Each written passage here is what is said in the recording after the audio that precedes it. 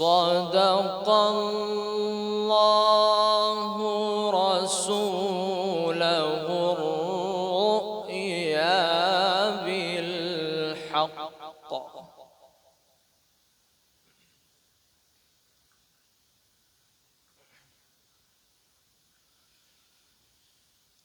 لتدخلن المسجد الحرام إن شاء الله آمنين.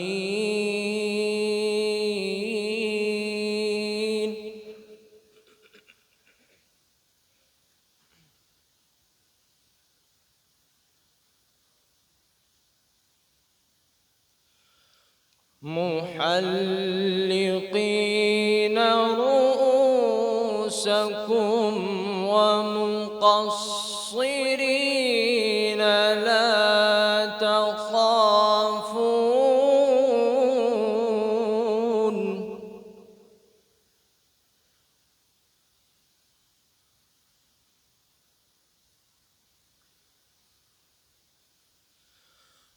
فعلم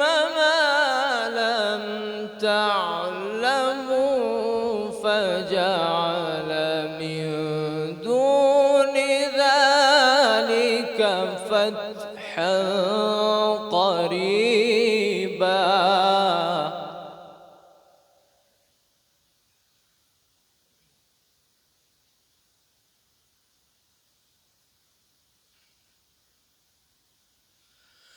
لقد صدق الله رسوله الرؤيا بالحق.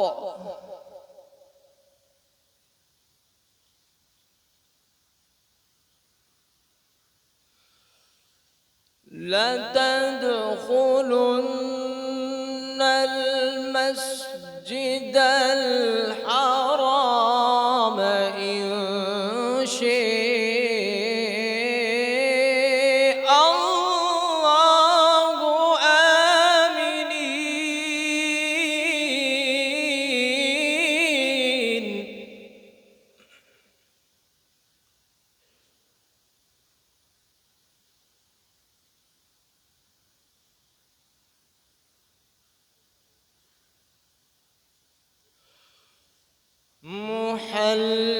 محلقين رؤوسكم ومقصرين لا تخافون.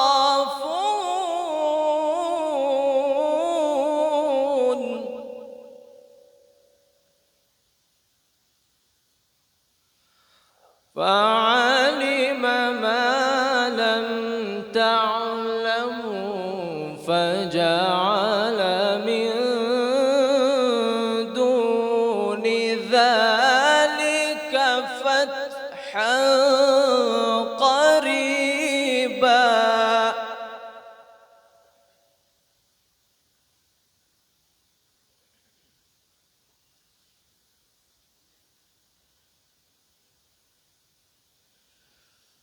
هو الذي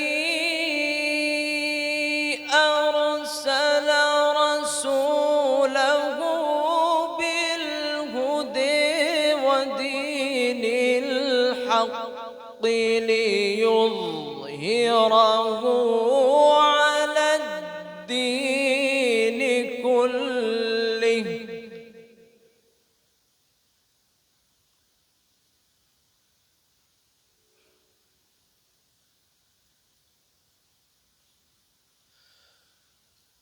وكفى بالله شهيدا محمد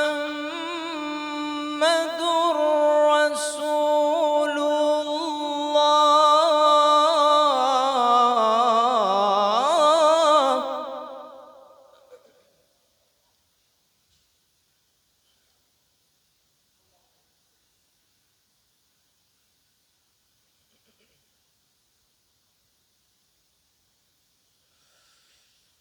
والذين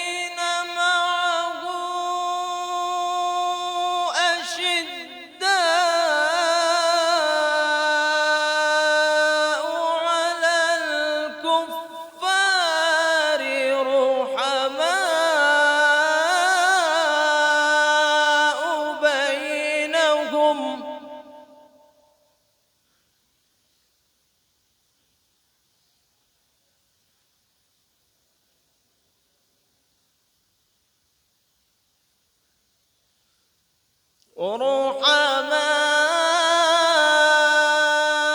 بينهم تريهم ركعا سجدا يبتغون فضلا من الله ورضوانا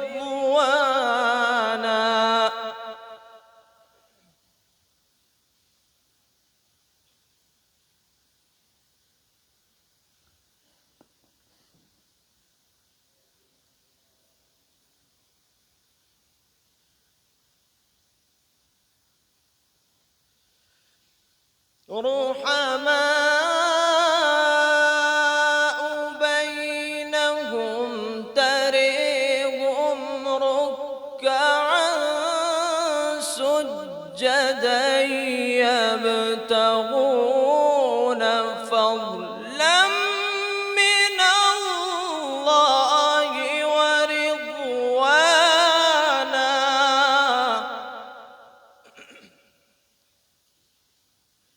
سيماهم في وجوههم من أثر السجود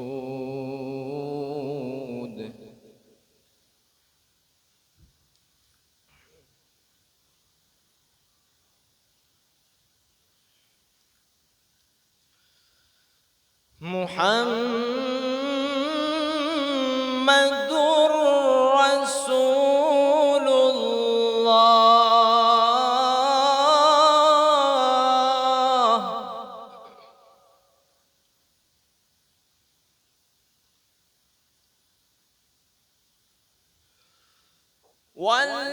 والذين معه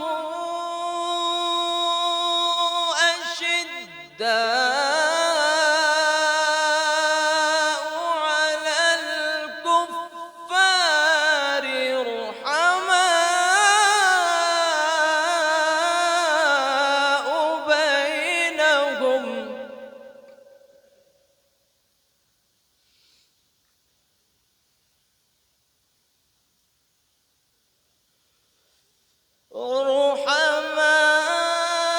رحماء بينهم تريهم ركعا سجدا يبتغون فضلا من الله ورضوانا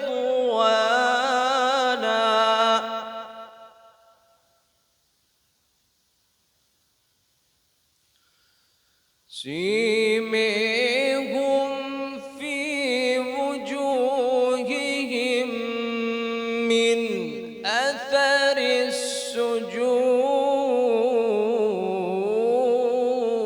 السجود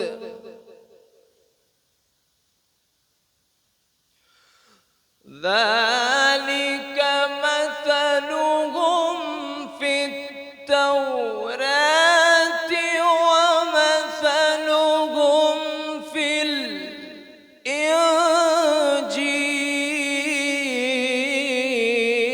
الإنجيل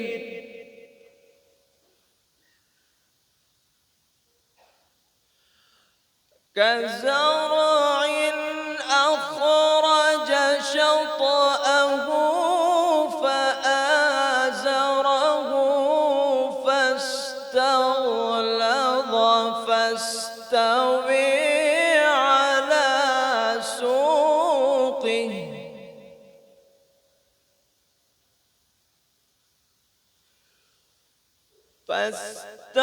فاستغلظ فاستوى على سوقه يعجب الزراع ليغيظ بهم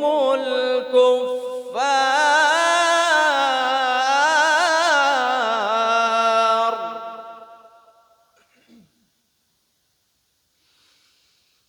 وعد الله الذين آمنوا وعملوا الصالحات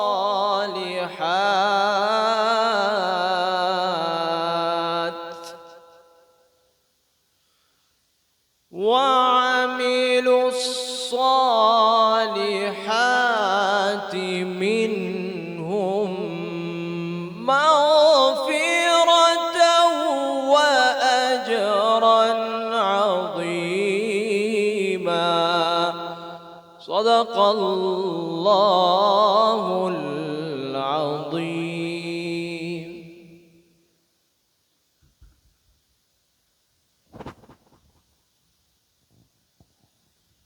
ماشاءاللہ، بارک اللہ، بہت ہی بہترین اور شاندار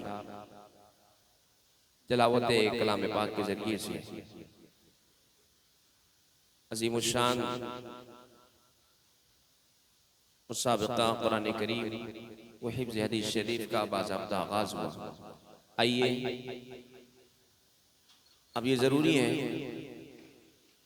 پروگرام بحسن خوبی اپنے اختتام کو پہنچے، اس کے لیے میر کارواں کا انتخاب کریں۔ سب سے پہلے تو میں آپ حضرات کے گوش گزار یہ بات کرا دوں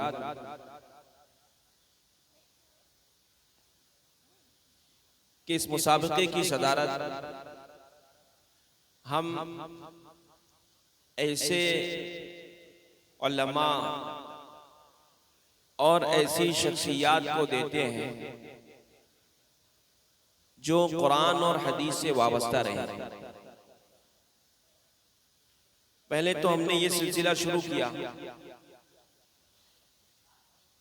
کہ مالیگاؤں شہر کی مساجد کے اندر جو ہفتہ واری درس قرآن ہوتے ہیں تو اس کے اندر جو علماء تفسیریں کرتے ہیں، درس قرآن دیتے ہیں اور اس کام کو انجام دیتے ہوئے انہوں نے تکمیل کر لی، تو ایسے لوگوں کا سلسلہ ہم نے شروع کیا کہ ایسے لوگ صدارت کریں۔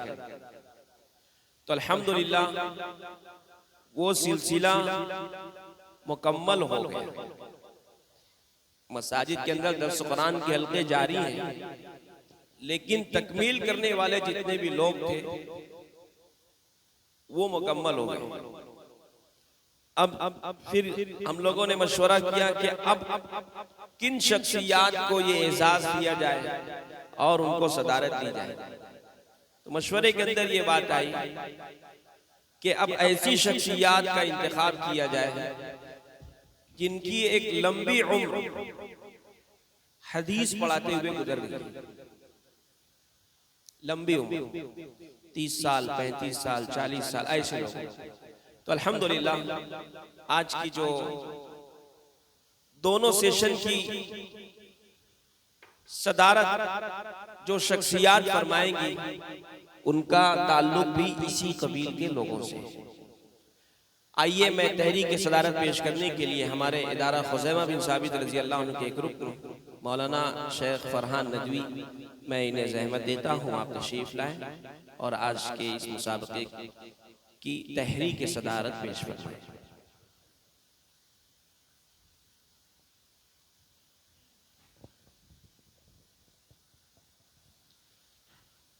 بسم اللہ الرحمن الرحیم،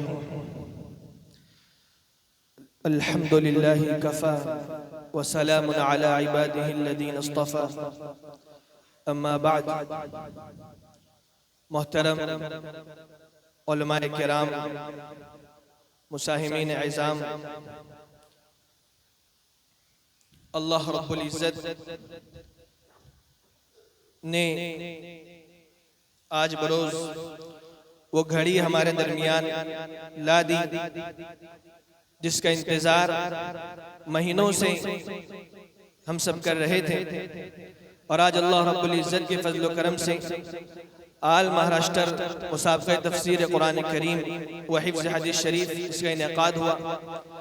جیسا کہ ہم سب جانتے ہیں کہ کوئی بھی تقریب ہو، چاہے کوئی پروگرام ہو، چاہے مسابقہ ہو، اس کو بحسن خوبی اختتام پذیر کرنے کے لیے کسی اہم شخصیت کا انتخاب کیا جاتا ہے، جس کی زیر سرپرستی و زیر نگرانی کوئی بھی تقریب ہو، پروگرام ہو، بحسن خوبی اپنے اختتام کو پہنچتا ہے۔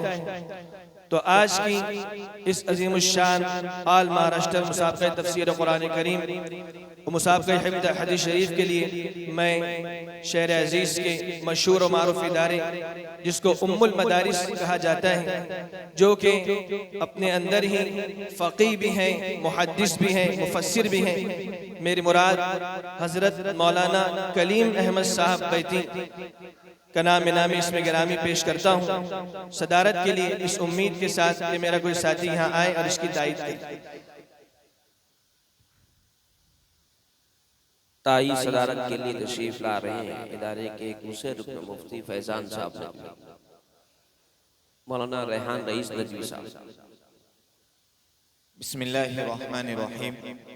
ابھی جیسا کہ آپ تمام لوگوں کے سامنے ہمارے عزیز مولانا فرحان صاحب نے جس صدر صاحب جو عظیم شخصیت ہے، میں اپنی جانب سے اور ناظم جلسہ کی جانب سے اور ہم تمام اراکین کی جانب سے اور تمام حاضرین کی جانب سے پرزور الفاظ میں تائید کرتا ہوں اور صدر صاحب سے گزارش کرتا ہوں کہ اس کارروائی کو آگے بڑھانے کے لیے اجازت دیں۔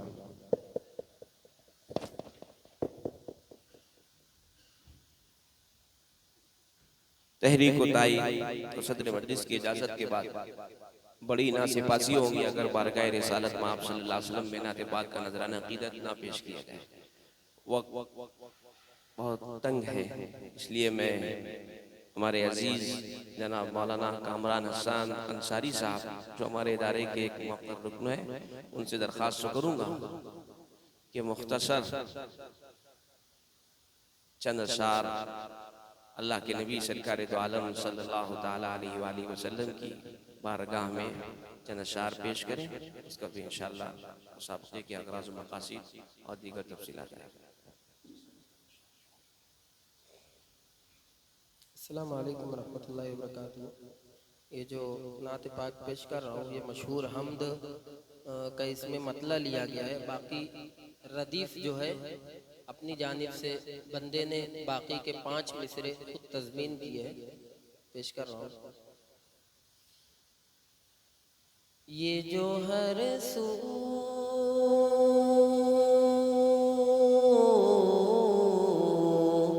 یہ جو ہر سو مجھے انوار نظر آتے ہیں، یہ جو ہر سو مجھے انوار نظر آتے ہیں، ان کی رحمت ہی کے آثار نظر آتے ہیں، ان کی رحمت ہی کے آثار نظر آتے ہیں۔ بدر و خندق جہاں دیکھوں سر پیکار وہاں، بدر و خندق جہاں دیکھوں سر پیکار وہاں، ان کے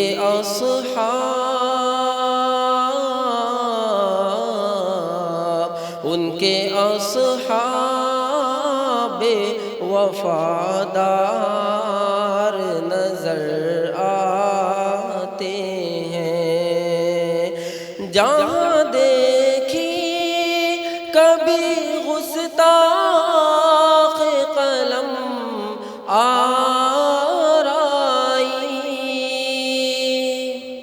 یہ کفار کی طرف سے جو ہجو کے الفاظ نعوذ باللہ اللہ کے نبی صلی اللہ علیہ وسلم کی شان میں کہے جاتے تھے، اس کے جواب میں جو صحابہ کرام کی طرف سے جواب جاتے تھے اس کا تذکرہ ہے شعر میں۔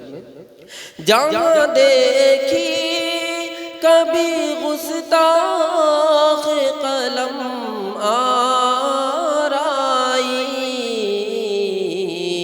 وہاں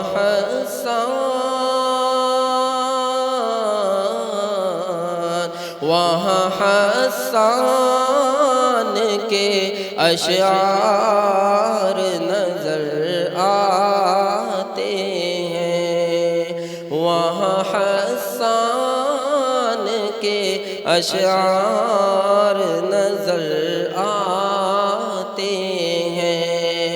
پڑی اس غار میں جب چشم تصور کی نظر،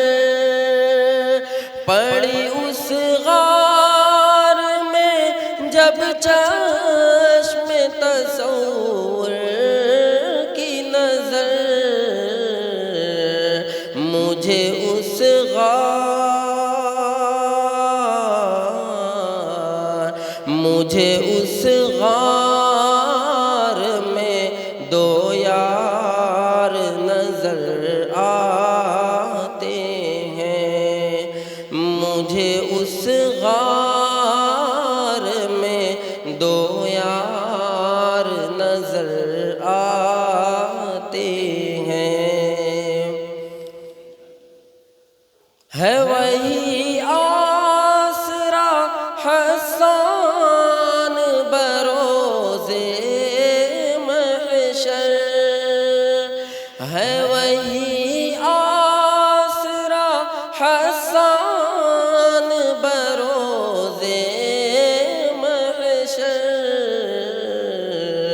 اور وہی قافلہ سالار نظر آتے ہیں، ان کی رحمت ہی کے آثار نظر آتے ہیں۔ السلام علیکم۔ ماشاءاللہ بارک اللہ۔ آئیے بلا کسی تمہید میں شرائط و ضوابط جو آج کے اس مسابقے کے مختصر میں سنا دوں تاکہ اس کا اعادہ ہو جائے، ہمارے جج صاحبان بھی اس کو ایک مرتبہ پھر سے سماعت کر لیں۔ جو طالب علم و ادارہ خزیمہ ابن ثابت رضی اللہ عنہ کے زیر اہتمام ہونے والے گزشتہ مسابقات تفسیر میں شریک ہو چکا ہے، وہ طالب علم و تفسیر کے مسابقے میں شرکت کا مجاز نہیں ہوگا، البتہ مسابقہ حدیث میں شریک ہو سکتا ہے، اور جو مسابقہ حدیث میں شریک ہو چکا ہو وہ تفسیر میں شریک ہو سکتا ہے، لیکن دوبارہ حدیث میں شرکت کا مجاز نہیں ہوگا۔ نمبر 2، مدعو ادارے سے دونوں فروعات میں ایک ایک امیدوار کا شریک ہونا لازمی ہے، یعنی مسابقہ تفسیر و حدیث میں ایک ادارے سے 2 امیدوار شرکت کے مجاز ہوں گے۔ آپ اپنے مدرسے میں داخلی مسابقہ کر کے ممتاز طلبہ کو شرکت کے لیے روانہ فرمائیں تاکہ ماحول سازی کا کام بھی انجام پا سکے۔ نیز عین وقت پر اگر ایک مساہم کسی سبب سے شریک نہ ہو سکے تو دوسرے کو اجازت نہیں دی جائے گی۔ مسابقے میں شرکت کے لیے امیدوار طالب علم ہی ہو، نیز تخصصات میں بھی زیر تعلیم نہ ہو اور استاذ ہرگز نہ ہو۔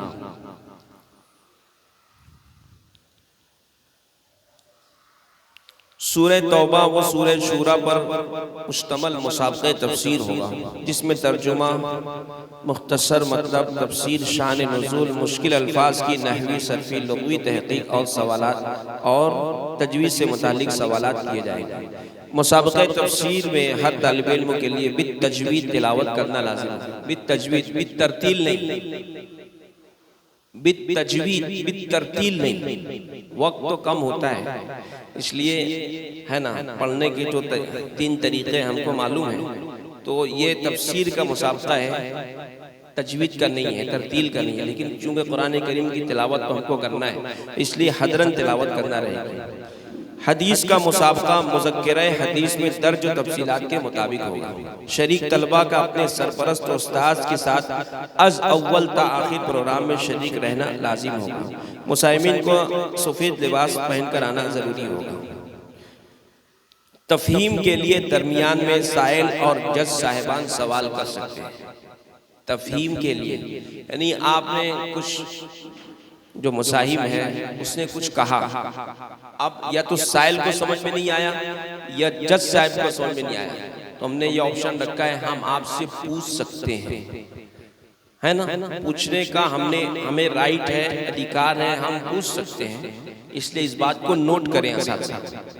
درمیان میں اگر روک کر کے کوئی بات پوچھی جائے تو اس کو برا نہ مانیں کہ بھئی درمیان میں آپ نے روک دیا، ہم کو ٹوک دیا، نہیں، اگر نہیں سمجھے گا تو پوچھنے کا رائٹ ہے۔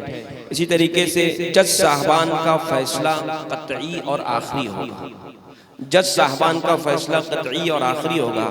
زبانی اور سوشل میڈیا پر تبصرہ کرنے والے ادارے کو آئندہ مسابقے میں شامل نہیں کیا جائے گا، البتہ منتظمین مسابقہ تک اپنے اعتراضات تحریری شکل میں آپ دے سکتے ہیں، ہے نا، یہ بہت نازک مسئلہ ہے، برائے کرم اس کو بہت اچھی طریقے سے سمجھیں، ہے نا۔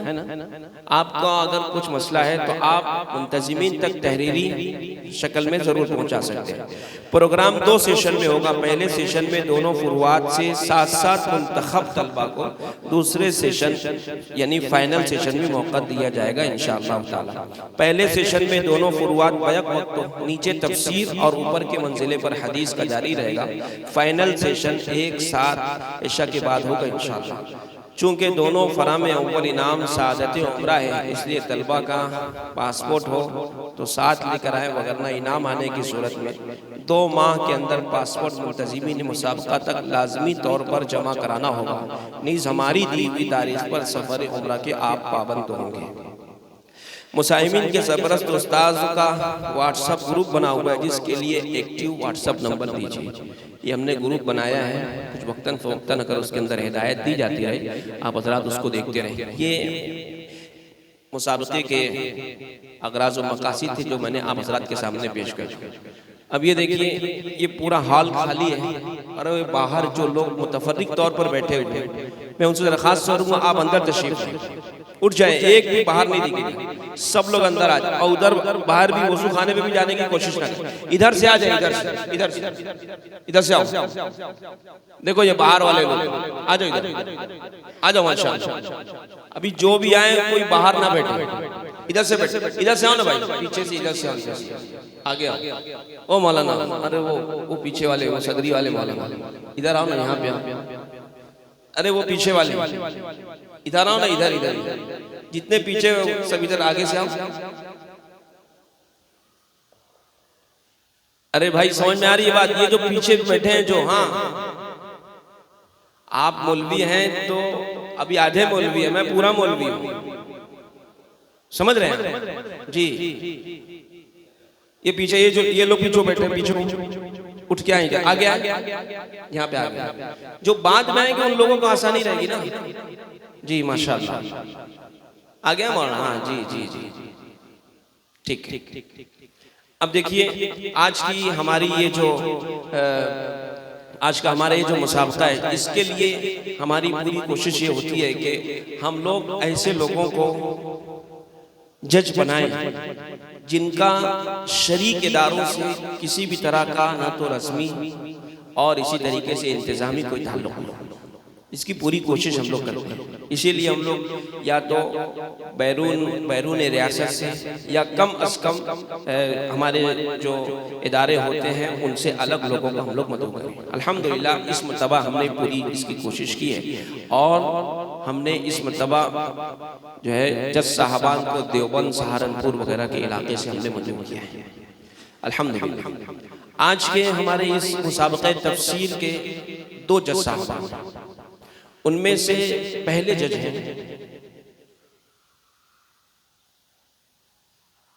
حضرت گنگوہی رحمت اللہ علیہ کا جو وطن ہے گنگو، وہاں پر ایک ادارہ ہے جامعہ اشرف العلوم رشیدی، وہاں کے مایہ ناز استاذ حدیث و تفسیر، اور اسی طریقے سے وہاں کا ایک ماہنامہ رسالہ نکلتا ہے صدائے حق جس کا نام ہے، اس کے مدیر تحریر اور بہت ہی بہترین قلمکار اور زبردست جو باصلاحیت عالم دین، میری مراد حضرت مولانا مفتی محمد ساجد صاحب کھجناوری قاسمی دامت برکاتہم سے آپ مسابقہ تفسیر کی حکم اول اور چیف جج ہوں۔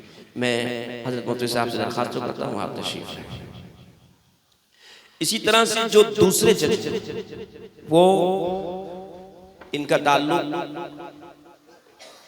ایک ایسی بستی سے ہے کہ جس کا نام سن کر کے ہی ہمارے دل دھڑکنے لگتا ہے۔ میں سمجھتا ہوں شاید اسلامیان ہند جو ہے اور مسلمانان ہند کا مسلمانان ہند پر اس بستی کا بہت ہی عظیم احسان ہے۔ میری مراد دیوبند، شہر دیوبند، وہاں ایک دارالعلوم قائم ہے جسے دارالعلوم دیوبند کہا جاتا ہے۔ وہاں کے جو فارغین ہیں الحمدللہ انہوں نے امت کو کیا کچھ دیا ہے ہم سب جانتے ہیں. وہاں کے ایک نمایاں ترین ممتاز فضلہ میں اور وہاں کے مشائخ میں ایک شخصیت گزری ہے حضرت علامہ انور شاہ کشمیری نور اللہ مرقدہ، جن کا نام سنتے ہی ہم سب عقیدت سے اپنے سر کو جھکا لیتے ہیں. انہی کے خاندان سے وابستہ ان کے پر پوتے ہیں. اور یہ صرف کہنا چاہیے کہ بڑے باپ کے بڑے بیٹے نہیں ہیں، یہ صرف ان کی نسبت ہی عالی نہیں ہے بلکہ یہ علمی اعتبار سے بھی اپنا قد بہت اونچا رکھتے ہیں. ہمارے بہت ہی مشفق ہیں، عزیز ہیں. میری مراد حضرت مولانا عبید انور شاہ کشمیری دامت برکاتہم سے یہ حضرت شاہ صاحب کے پر پوتے ہیں. اور وہاں پر حضرت علامہ انور شاہ کشمیری رحمت اللہ علیہ کے نام سے ایک ادارہ ہے جامعہ الامام محمد انور کشمیری. وہاں کے آپ استاذ تفسیر ہیں ماشاءاللہ. اردو، عربی اور اسی طرح سے انگریزی زبان پر آپ کو خصوصی دسترس حاصل ہے. اور یہ کہنا چاہیے کہ مسلمانان ہند اور اسی طریقے سے یہاں پر ہماری بسنے والے دیگر جو لوگ ہیں سبوں پر ان کی گہری نظر ہے. بہت ہی ماشاءاللہ نوجوان ہے نا، اور صلاحیت کے ساتھ ساتھ اللہ رب العزت نے صالحیت سے بھی نوازا ہے. آپ ہمارے درمیان تشریف فرمائیں، میں ان سے درخواست کرتا ہوں آپ تشریف لائیں آج کے ہمارے اس مسابقے کے دوسرے ججوں میں انشاءاللہ. یہ تفسیر کے جج صاحب. اسی طرح سے اوپر جو سیشن ہوگا حدیث پاک، اس کے لیے بھی ہم نے کوشش کی ہے کہ اس فن کے جو ممتاز لوگ ہیں جن کے ساتھ ایک عالی نسبت لگی ہوئی ہے ہم ایسے افراد کو مدعو کریں تاکہ ہم ان کی زیارت سے بھی مستفید ہو جائیں اور ان کے فیوز و برکات سے بھی ہم سب مالا مال ہو جائیں. حدیث شریف کا ایک بہت ہی عظیم مرکز ہے سہارنپور. وہاں پر شہر سہارنپور وہاں پر ایک عظیم ادارہ ہے جامعہ مظاہر علوم سہارنپور جدید دار جدید. یہ وہ ادارہ ہے کہ جس کو نسبت ہے حضرت مولانا خلیل احمد صاحب بیٹھی ہوئی تھی، جس کو نسبت ہے شیخ الحدیث حضرت مولانا محمد زکریہ صاحب رحمۃ اللہ علیہ، جس کو نسبت ہے امیر المؤمنین فی الحدیث حضرت مولانا شیخ یونس صاحب جونپوری رحمۃ اللہ علیہ. ایسی عظیم الشان شخصیات کے ادارے کے اندر ہے نا، وہاں کے جو شعبہ تخصص فی الحدیث کے ایک اہم ذمہ دار وہاں کے استاذ ہیں حضرت مولانا مفتی اسرار احمد صاحب مظاہری دامت برکاتہم.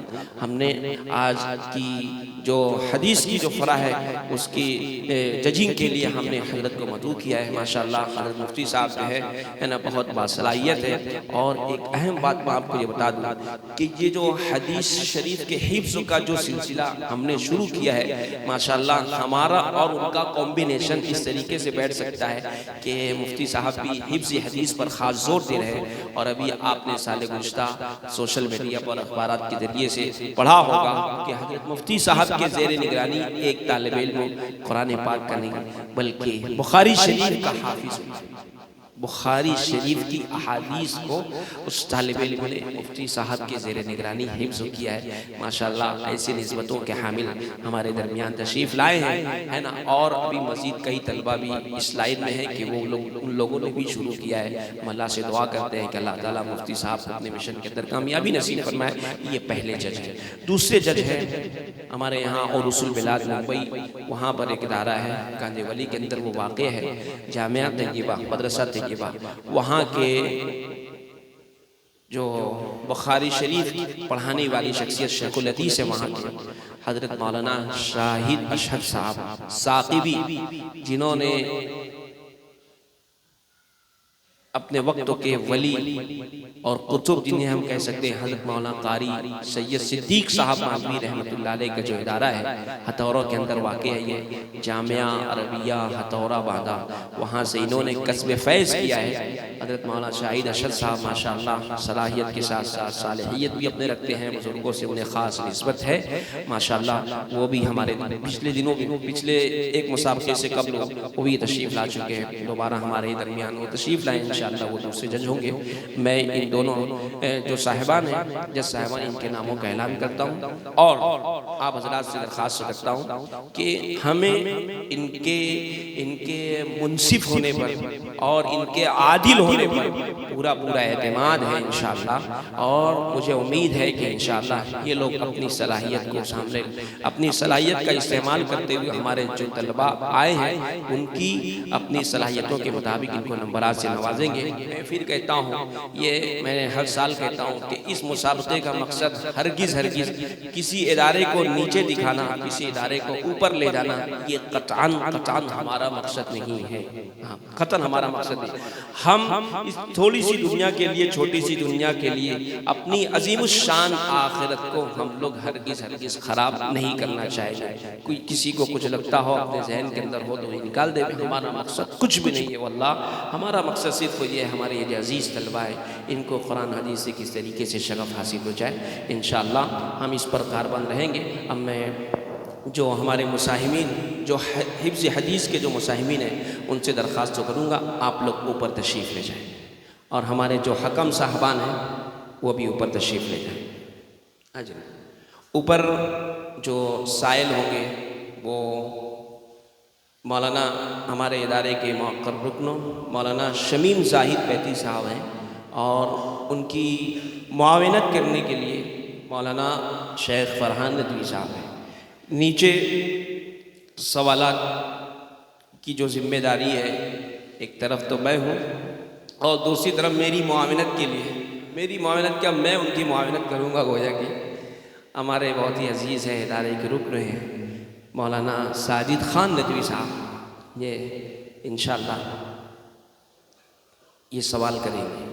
آئیے آگے تشریف لیں، ماشاءاللہ دیکھیے آ جائیں۔ اب یہ آپ حضرات دیکھ رہے ہوں گے کہ یہ لفافہ ہمارے درمیان موجود ہے۔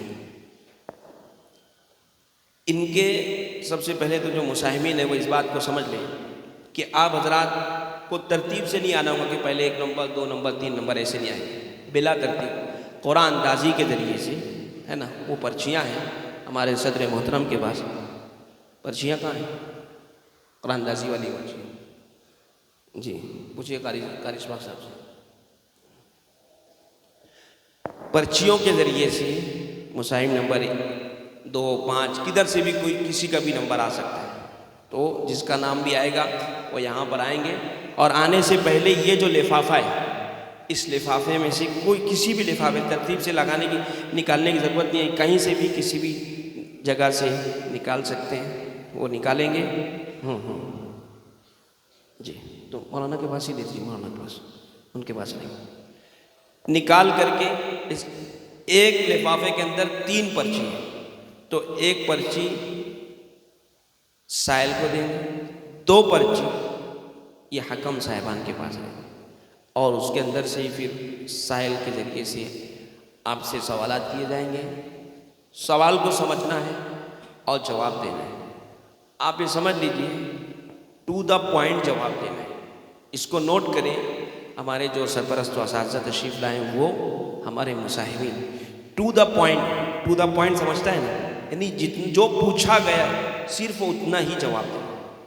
اگر آپ دائیں بائیں جائیں گے تو ہم کو سمجھتا ہے کہ نہیں، پبلک وہ بولیں گے ہاں واہ یار کتنا شاندار بولا، لیکن شاندار نہیں رہے گا۔ کیوں؟ یہ جج صاحبان جو ہے نا، ہاں یہ بہت منجھے ہوئے لوگ ہیں۔ آپ جیسے سینکڑوں لوگوں کو پڑھاتے ہیں، ہے نا، انہوں نے خود بھی پڑھا ہے اور پڑھا بھی رہے ہیں، تو ان کو پڑھا نہیں پائیں گے اور ہم کو بھی پڑھا نہیں پائیں گے، ہے نا۔ اس لیے اس کو سمجھتے ہیں آپ، ٹو دا پوائنٹ آپ جتنا جواب دیں گے، ما قل و دل، یہ تو آپ نے سنا ہوگا، ما قل و دل، جو کم ہو اور مدلل ہو، تو اس لیے اس کا آپ خاص اہتمام کریں۔ ایک دم تقریر کرنے کی بہت شاندار بیان بازی وغیرہ کی ضرورت نہیں ہے، اور اگر ادھر ادھر آپ جائیں گے تو ہو سکتا ہے درمیان میں سائل آپ کو ٹوک دے کہ ٹھیک ہے بس کیجیے، جج صاحب آپ کو ٹوک دے کہ ٹھیک ہے بس آپ بس کیجیے، تو اتنا آپ کو کرنا رہے گا، ٹھیک ہے۔ اس کا دھیان رکھیے گا، جتنی آپ سے پوچھا جائے، جتنا پوچھا جائے آپ کو اتنا ہی جواب دینا ہے، اور جو نہیں پوچھا جائے ادھر آپ کو جانا بھی نہیں ہے، ٹھیک ہے۔ مولانا ایک پرچی نکالیے اپنے ہاتھ سے، ہاں 2 نکالیے، ایک پہلی وہ ہاتھ میں لے لیجئے، سیدھے والی جو آپ لیے نا پہلے وہ لے لیجیے، ایک اور لے کر کے، ہاں اس کو ملاؤ مت، جو سیدھے ہاتھ والی ہے پہلے اس کو دیجیے، میرے کو دیجیے۔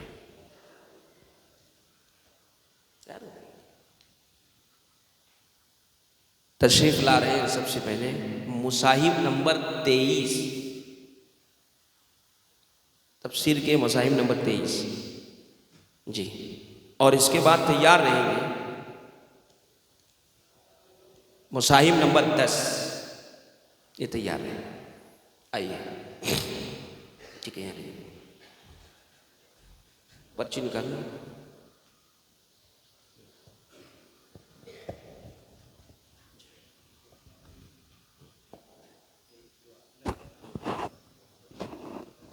جی مصاحب نمبر 10 یہاں پہ آ جائیں۔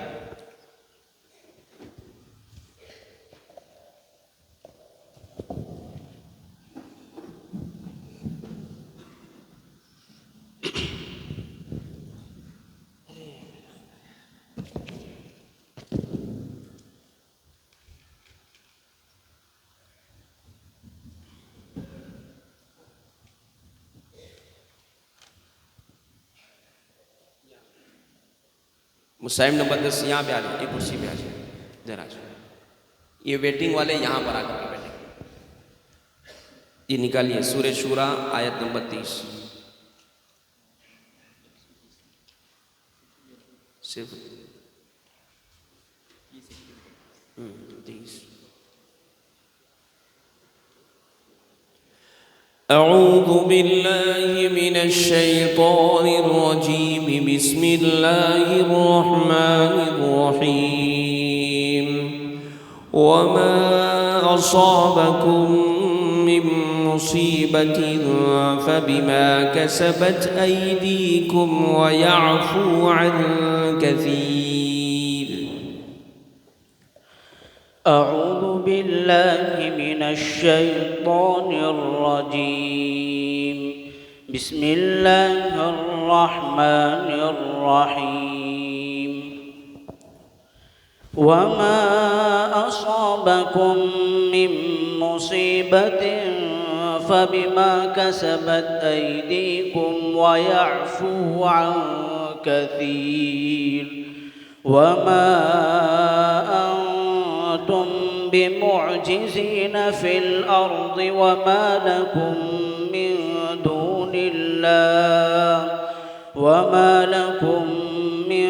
دون الله من ولي ولا نصير ومن آياته الجوار في البحر كالأعلام إن يشأ يسكن الريح فيظللن رواكد على ظهره إن في ذلك لآيات لكل صبار شكور أو يوبق بس ترجمہ کیجیے۔ ترجمہ: اور جو کوئی مصیبت تم کو پہنچتی ہے تو وہ تمہارے ہاتھوں کے کمائے ہوئے کی وجہ سے پہنچتی ہے، اور اللہ تبارک و تعالی بہت سو سے درگزر فرما دیتے ہیں، اور تم زمین میں اللہ تبارک و تعالی کو عاجز نہیں کر سکتے، اور تمہارے لیے اللہ کے علاوہ نہ کوئی رکھوالا ہے اور نہ کوئی مددگار، اور اس کی نشانیوں میں سے ہے سمندروں میں پہاڑوں جیسے جہاز، اگر وہ ہوا کو حکم دے اور اگر وہ ہوا کو روک دے تو وہ سمندروں کی پشت پر کھڑے کے کھڑے رہ جاوے۔ بے شک ان نشانیوں کے اندر ہر اس شخص کے لیے بڑی نشانیاں ہیں جو صبر کا بھی خوگر ہو اور شکر کا بھی خوگر ہو۔ جو آیات کا آپ نے ترجمہ کیا اس کا مختصر مطلب بیان کریں۔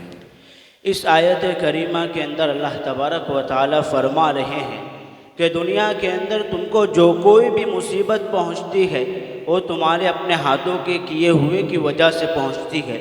مثلا یہ کہ اگر اللہ تبارک و تعالیٰ تمہیں حالات کے اندر مبتلا فرماتے ہیں، حالات تمہاری زندگی کے اندر آ جاتے ہیں اور جس کی وجہ سے تم گناہ کے مرتکب ہوتے ہو، اس گناہ کی نحوست کی وجہ سے اللہ تبارک و تعالی آپ کو کسی مصیبت کے اندر مبتلا کر دیں گے، تو اس کا قصور اللہ پر نہیں ہے بلکہ تم پر ہے کہ تم نے وہ گناہ کیا ہے جس کی وجہ سے اللہ تبارک و تعالی تم کو سزا دے رکھے گے۔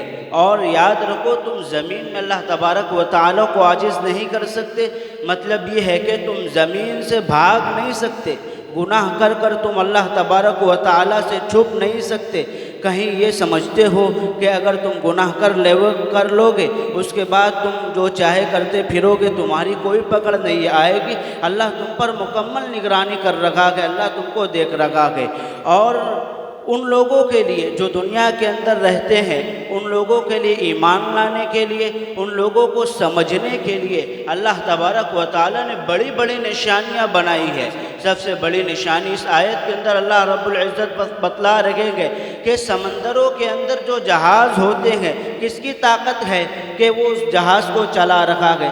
اگر اللہ تبارک و تعالیٰ چاہے تو ان جہازوں کو سمندروں کے اندر غرق کر دے، کوئی اور طاقت اس کے علاوہ نہیں ہے جو ان کو چلا سکے۔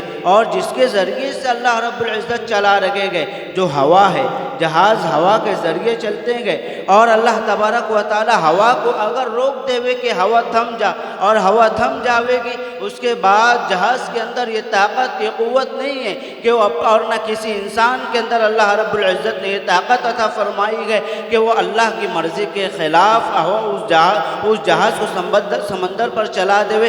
اللہ رب العزت نے جس جہاز کو روکا گئے، یہ تمام نشانی اللہ رب العزت مسلمانوں کو بتلا رکھے گئے، بلکہ تمام لوگوں کو بتلا رکھے ہیں کہ تم سمجھو اور اللہ رب العزت کی اطاعت اور پیروی کرو۔ ما اصابک اور فبما کسبت، ان دونوں میں ما کون سا ہے؟ ما موصولہ ہے، فبما کسبت کے اندر جو ما ہے وہ بھی ما موصولہ ہے۔ آیت نمبر 30 کے نزول کے وقت حضور اکرم صلی اللہ علیہ وسلم نے کیا فرمایا تھا؟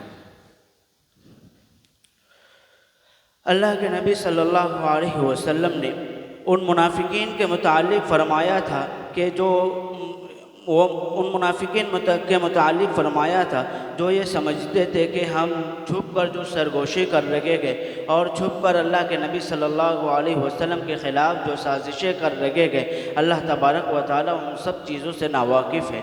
اس آیت اور ان مدینہ کے اندر جو رہنے والے منافقین تھے وہ یہ سمجھتے تھے کہ اللہ تبارک و تعالی ہم کو دیکھ نہیں رکھا گئے، ہماری باتیں اللہ کے نبی صلی اللہ علیہ وسلم تک کہ نہیں پہنچتی ہے اور ہم جو چاہیں وہ کر سکتے ہیں۔ اصابکم کا خطاب کن لوگوں کو ہے؟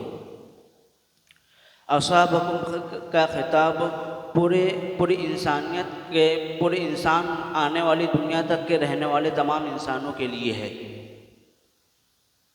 وما انتم بمعجزین فی الارض، یہ اتنا جو لفظ ہے یہ ترکیب میں کیا واقع ہے؟ مفعول معطوف علیہ ثانی واقع ہو رہا ہے۔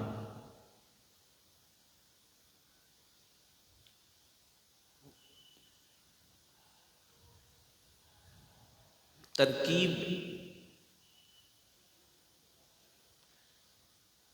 واو حرف ادمہ ما اسم موصولہ، انتم ضمیر اس کا اسم بحرف جر معجزین متعلق ہوا، معجزین مجرور جار مجرور سے مل کر متعلق ہوا ثابتن سے، متعلق ہو کر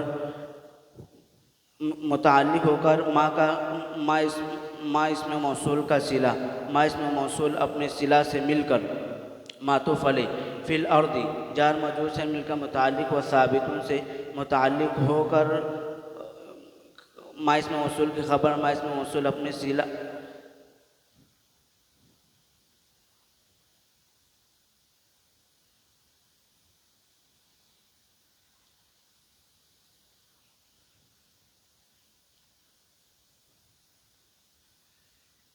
کثیر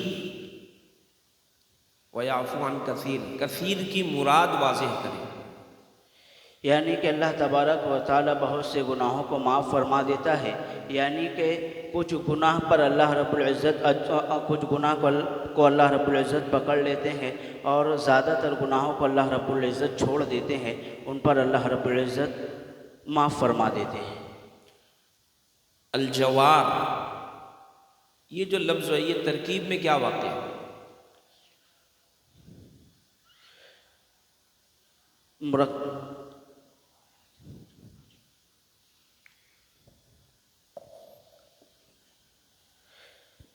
مضاف الیہ واقع ہوا ہے۔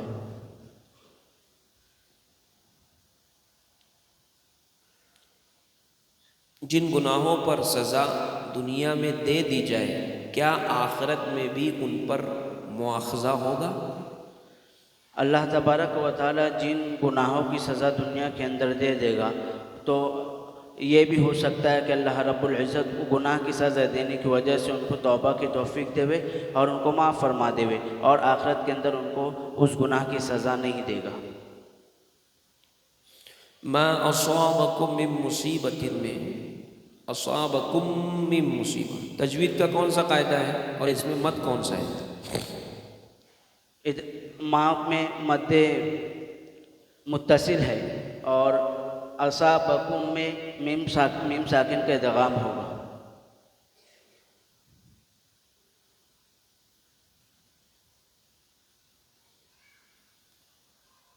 اگلے مصاحب نمبر 10 تشریف لائیں۔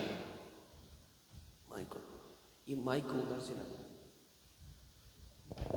ایک پرچی لو، ایک پرچی لو مولانا سے، ایک پرچی لیجیے۔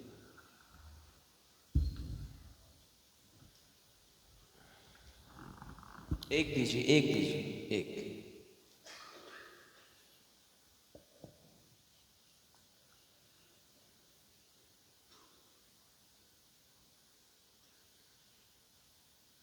مصاحب نمبر 6 یہاں پر تشریف لے آئیں۔ یہ ہے مصاحب نمبر 10، جج صاحبہ نوٹ کر لیں، مائک پر ہے مصاحب نمبر 10 اور تشریف لا رہے ہیں مصاحب نمبر 6۔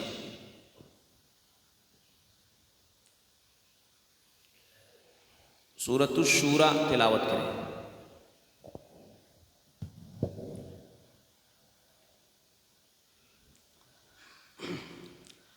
اعوذ باللہ من الشیطان الرجیم، بسم اللہ الرحمن الرحیم، حامیم عین سین قاف، كذلك يوحي إليك وإلى الذين من قبلك الله العزيز الحكيم، له ما في السماوات وما في الأرض وهو العلي العظيم، تكاد السماوات يتفطرن من فوقهن والملائكة يسبحون بحمد ربهم ويستغفرون لمن في الأرض، ألا إن الله هو الغفور الرحيم۔ بس ترجمہ کریں۔ حامیم عین سین قاف، اللہ اعلم بمرادہ۔ اسی طرح آپ کی طرف اور ان انبیاء کی طرف جو آپ سے پہلے تھے، اللہ جو زبردست حکمت والا ہے، وحی بھیجتا رہا ہے، اسی کے لیے ہے وہ تمام چیزیں جو آسمانوں میں اور زمین میں ہیں، اور وہ برتر ہے، عظیم ہے۔ قریب ہے کہ آسمان اپنے اوپر سے پھٹ جائے اور فرشتے اپنے رب کی حمد کے ساتھ تسبیح بیان کرتے ہیں اور زمین والوں کے لیے استغفار کرتے ہیں۔ سنو، یقیناً اللہ بہت زیادہ بخشنے والے، نہایت رحم والے ہیں۔ آیت نمبر 1، 2 اور 3، ان تینوں کا مطلب بیان کریں۔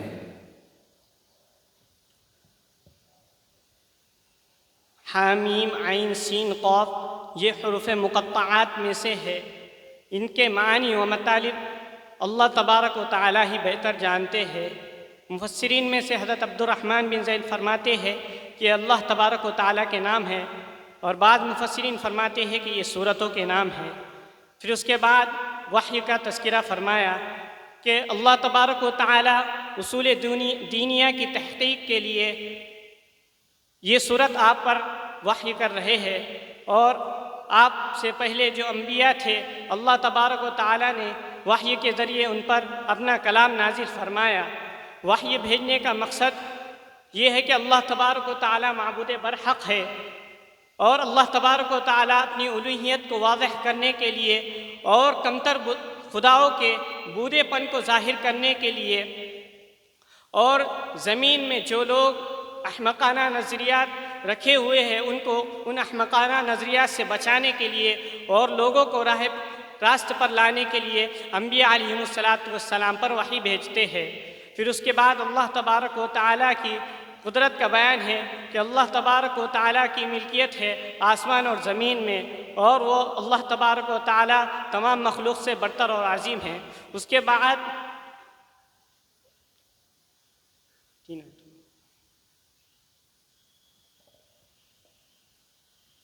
کاف ہا یا عین صاد کو بلا فصل لکھا گیا ہے.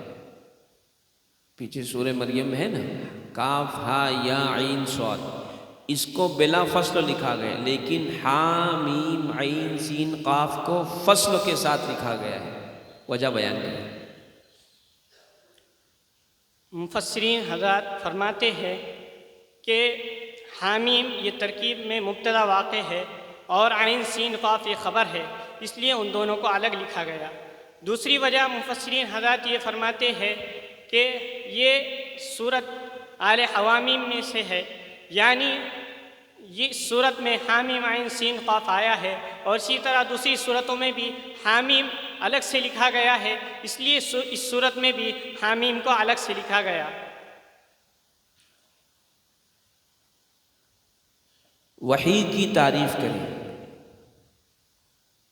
الکلام المنزل علی نبی من انبیائہ، یعنی اللہ تبارک و تعالیٰ کا اپنے انبیاء میں سے کسی نبی پر کلام کا نازل فرمان. حکیم اور العزیز، العزیز اور الحکیم یہ دو الفاظ جو ہیں اس کی مراد واضح کریں.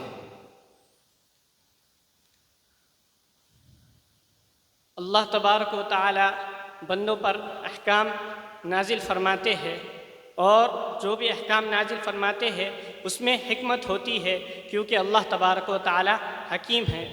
اور پھر آگے جو عظیم فرمایا ہے وہ اس وجہ سے کہ اللہ تبارک و تعالی آسمان اور زمین کے پیدا کرنے والے ہیں، اور آسمان اور زمین کو اپنی قدرت سے اللہ تبارک و تعالی نے پیدا فرمایا ہے، اس لیے اللہ تبارک و تعالی عظیم اور برتر ہے.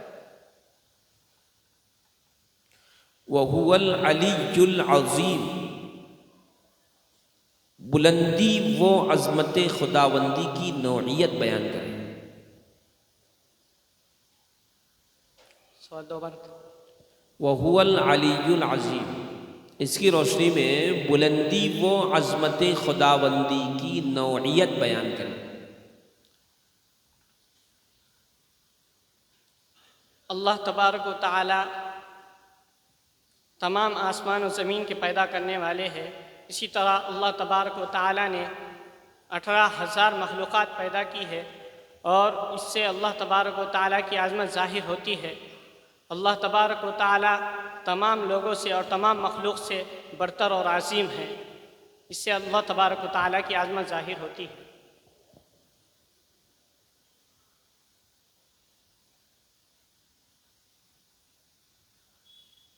کذالک یوحی، اس میں ماضی کی حالت کو مضارع سے کیوں تعبیر کیا گیا؟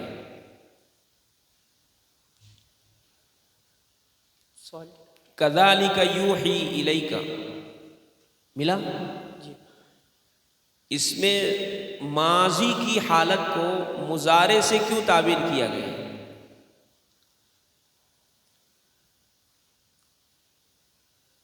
اللہ تبارک و تعالی یہ صورت آپ صلی اللہ علیہ وسلم کے زمانے میں نازل ہوئی ہے تو یہ ماضی کہاں رہا، بلکہ حال میں آپ صلی اللہ علیہ وسلم پر یہ صورت اتر رہی تھی. اور یہاں پر مضارع یہ استمرار کے معنی میں ہے، یعنی وحی بھیجنے کا سلسلہ یہ آپ صلی اللہ علیہ وسلم سے پہلے انبیاء پر بھی چلتا رہا ہے اور آپ صلی اللہ علیہ وسلم سے بھی چلتا رہے گا. لہو ما فی السماوات و ما فی الارض، اس جملے کی ترکیب کریں.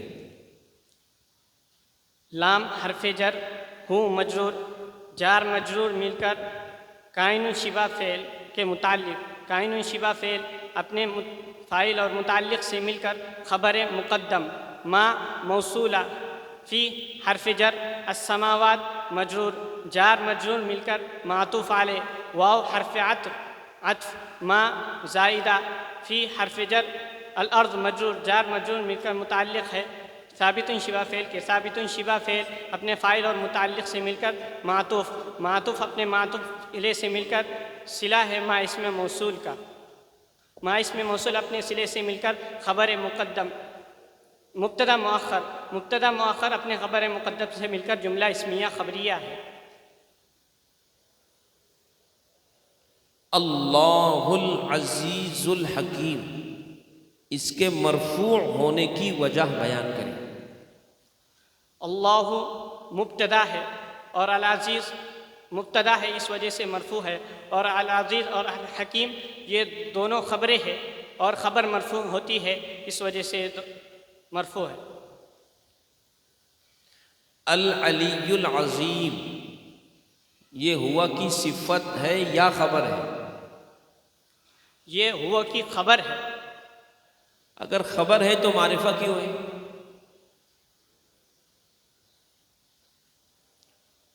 ہوا یہ اعرف المعارف میں سے ہے. مائک پہ جواب دیجیے. ہوا یہ اعرف المعارف میں سے ہے اور مبتدا یہ معرفہ ہوتا ہے اور خبر بھی کبھی کبھار یہ مرفوع یہ معرفہ ہوتی ہے. مصاحف نمبر 6،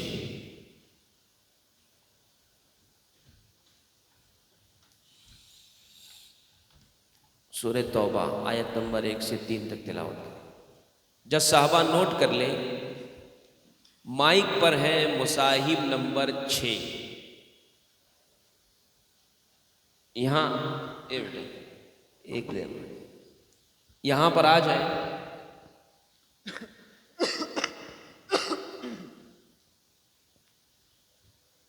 مصاحف نمبر 9،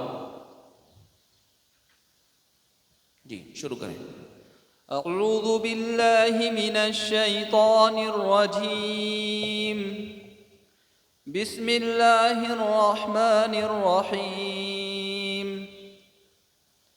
براءۃ من اللہ ورسولہ الی الذین عاہدتم من المشرکین فسیحوا فی الارض 4 اشہر واعلموا انکم غیر معجز اللہ وان اللہ مخزی الکافرین وأذان من الله ورسوله إلى الناس يوم الحج الأكبر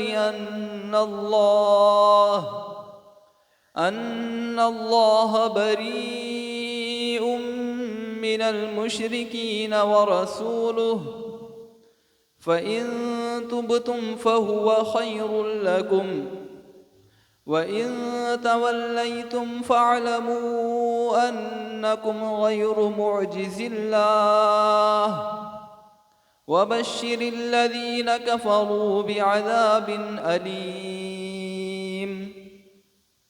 بس ترجمہ کر.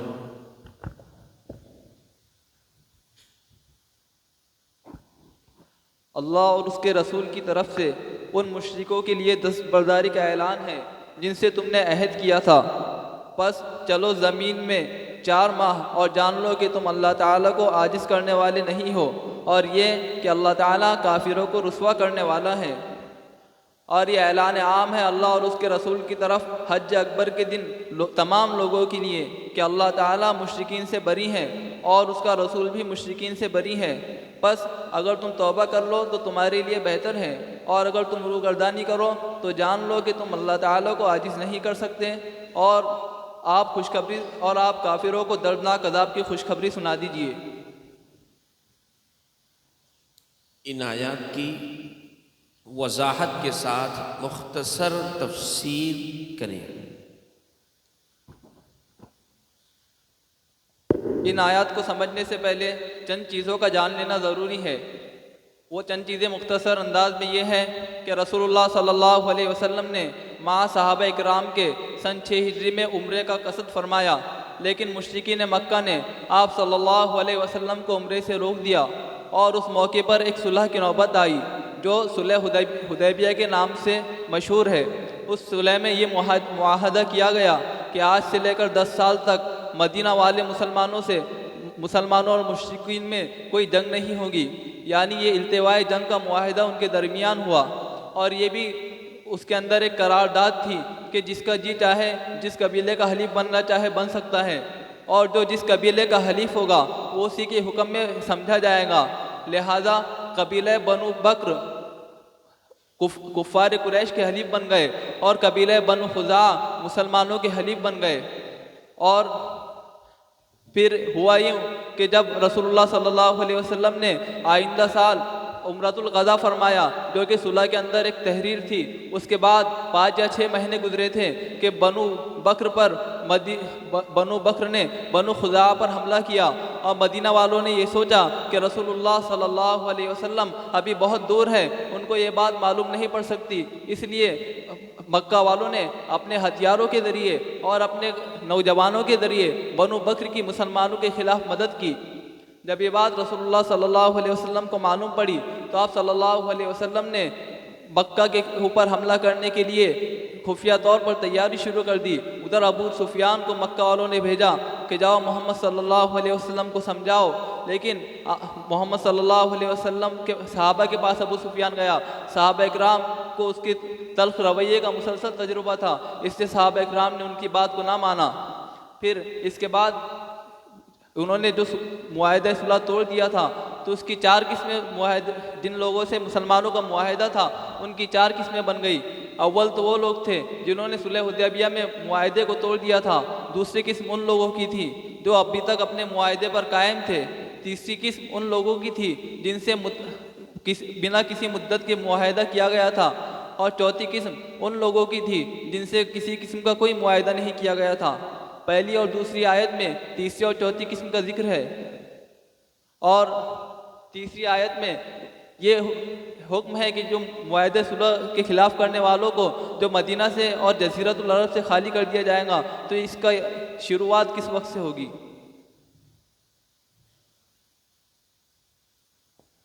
اس سورہ کو سورہ توبہ اور سورہ براءہ کیوں کہا جاتا ہے؟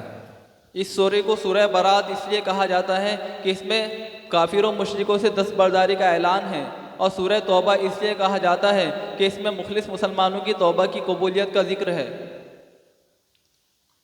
اس سورہ کے آغاز میں بسم اللہ کیوں نہیں ہے؟ اس سورت کے آغاز میں بسم اللہ اس لیے نہیں ہے کہ جب رسول اللہ صلی اللہ علیہ وسلم کے اوپر وحی نازل ہوتی تو آپ صلی اللہ علیہ وسلم صحابہ اکرام کو بتلا دیا کرتے کہ اس آیت کو اس آیت کے بعد رکھو، فلاں آیت کو فلاں آیت کے بعد رکھو، اور جب سورت ختم ہوتی اور نئی سورت شروع ہوتی تو ساتھ میں بسم اللہ بھی نازل ہوتی، لیکن جب سورہ توبہ کا نزول ہوا تو ساتھ میں بسم اللہ الرحمن الرحیم نازل نہیں ہوئی، نہ ہی آپ صلی اللہ علیہ وسلم نے صحابہ سے لکھوایا۔ اسی حالت میں آپ صلی اللہ علیہ وسلم کا انتقال ہو گیا، اس لیے اس سورت کے شروع میں بسم اللہ الرحمن الرحیم نہیں لکھی جاتی کہ شاید کہیں یہ مستقل کسی سورت کا جز نہ ہو۔ یہ سورہ کہاں اور کب نازل ہوئی؟ یہ سورت بالکل آخر میں مدینہ میں نازل ہوئی۔ مذکورہ آیات میں کس عہد کے توڑنے کا بیان ہے؟ اس کا خلاصہ بیان کریں۔ پہلی آیت میں حقیقتاً تیسری قسم کا بیان ہے اور ضمناً چوتھی قسم کا بیان ہے۔ کس عہد کے توڑنے کا بیان ہے؟ صلح حدیبیہ کے عہد کے توڑنے کا بیان ہے۔ اس کا خلاصہ بیان کریں۔ صلح حدیبیہ کے عہد کا سوال دہرا دیجیے۔ مذکورہ آیت میں کس عہد کے توڑنے کا بیان ہے؟ اس کا خلاصہ بیان کریں۔ رسول اللہ صلی اللہ علیہ وسلم سے مشرکین مکہ نے معاہدہ کیا تھا کہ ہم آپ سے جنگ نہیں کریں گے، اور وہ معاہدے پر قائم نہیں رہے اور اس کو توڑ دیا۔ اسی کا بیان ان آیات میں ہے۔ مائک میں بولیے، مائک میں بولیے، اس کو چالو کر لیجیے، اس کو دیر تک کے پوچھ کریں۔ ہلو جی، جواب دہرائیں ایک بار۔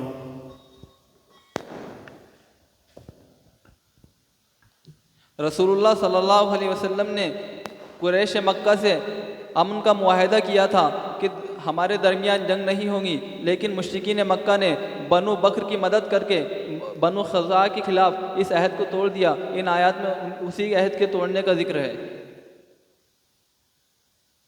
براءۃ، اس میں کون سا مد ہے؟ اس میں مد متصل ہے۔ پہلی آیت کی نحوی ترکیب کریں۔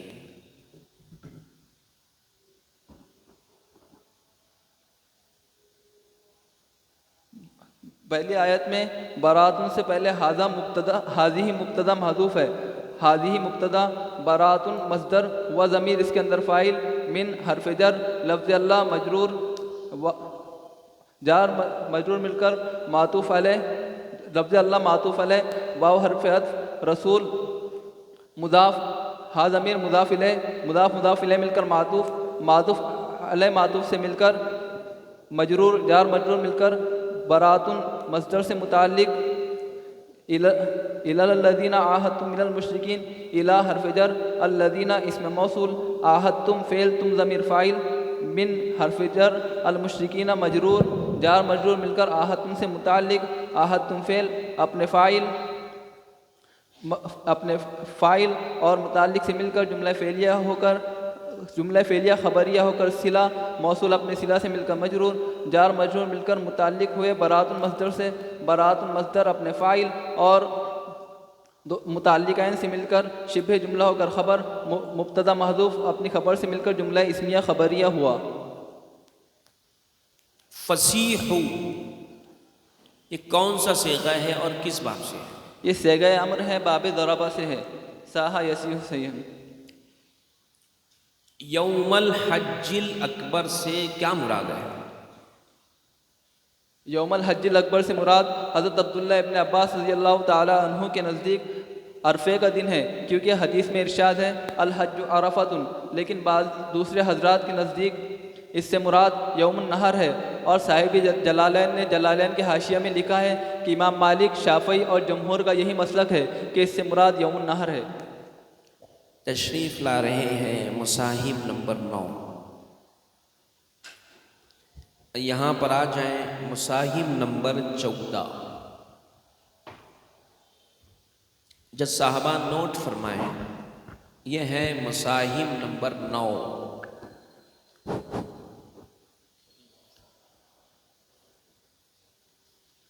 سورہ توبہ، فَإِذَا انْسَلَخَ الْأَشْهُرُ الْحُرُمُ فَاقْتُلُوا الْمُشْرِكِينَ حَيْثُ وَجَدتُّمُوهُمْ وَخُذُوهُمْ وَاحْصُرُوهُمْ۔ آیت نمبر 5 تلاوت کریں۔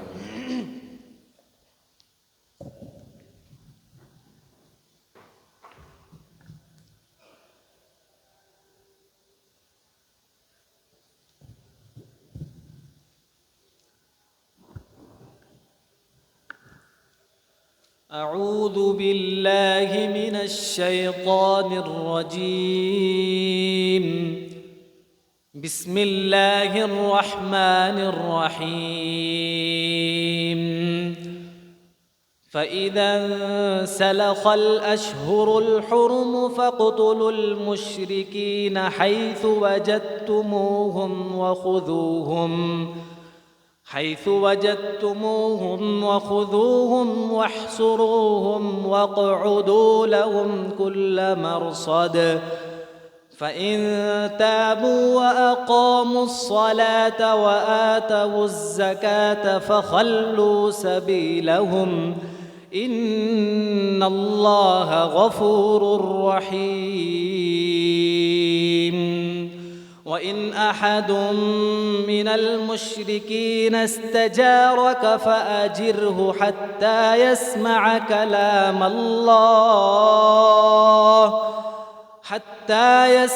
كلام الله ثم أبلغه مأمنه ذلك بأنهم قوم لا يعلمون.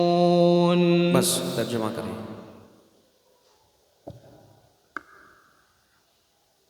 میں اللہ کی پناہ مانگتا ہوں شیطان مردود سے.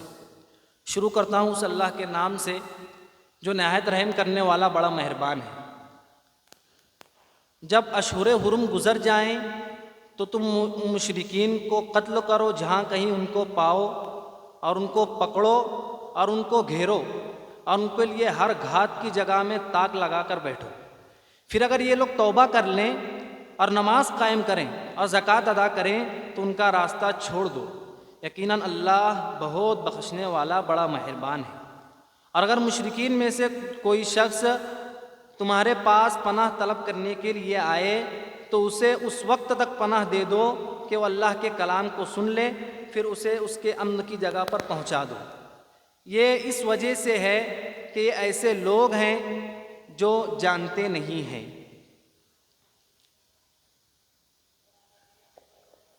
مختصر مطلب بیان کریں.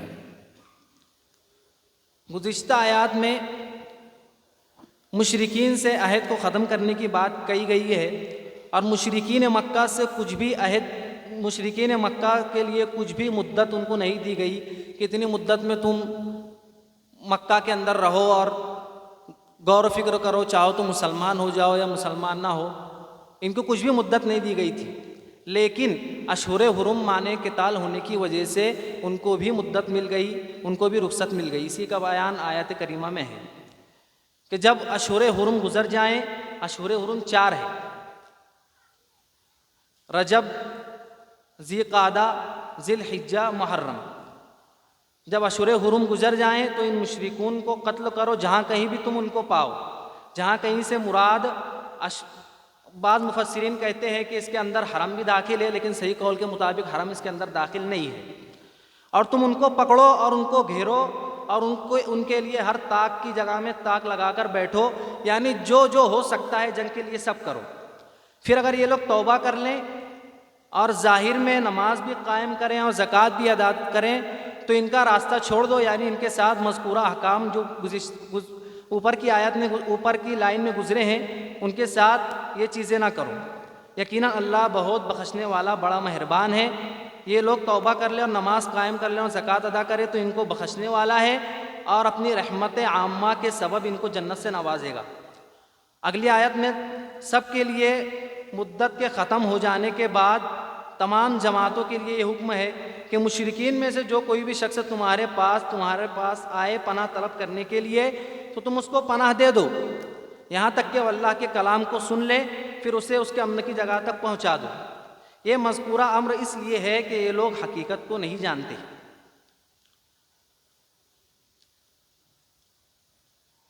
اشہر حرم سے کیا مراد ہے؟ اشہر حرم سے 4 ماہ مراد ہے جو خلاصہ تفسیر میں بیان کیا گیا.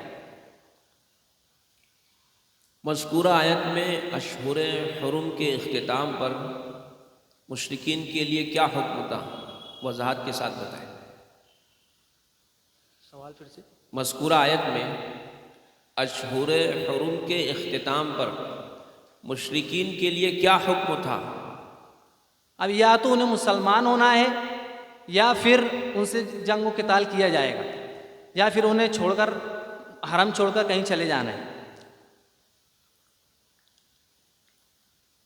حیث وجدتموہم میں حیث مبنی ہے یا معرب؟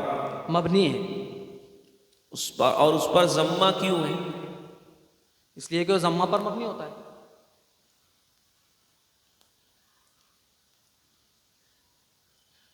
کل مرصد، اس کی لغوی اور صرفی تحقیق کریں۔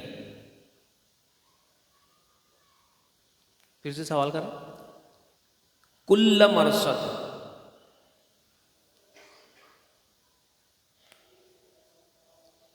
سمجھا نا؟ کل مرصد، اس کی لغوی اور صرفی تحقیق بیان کریں۔ کلن یہ جمع کے معنی کے لیے آتا ہے، اس کا معنی ہر ایک ہوتا ہے، سب تمام کے معنی میں مستعمل ہے۔ اور مرصد یہ رصدہ یرصد رصدن باب نصارہ سے اس میں ظرف واحد مذکر کا صیغہ ہے۔ اس کے معنی ہے گھات لگانے کی جگہ، دشمن کے انتظار میں بیٹھنے کی جگہ۔ ہفتہ اقسام میں سے صحیح ہے۔ فَإِن تَابُوا وَأَقَامُوا الصَّلَاةَ سے کیا مسئلہ مترشح ہوتا ہے؟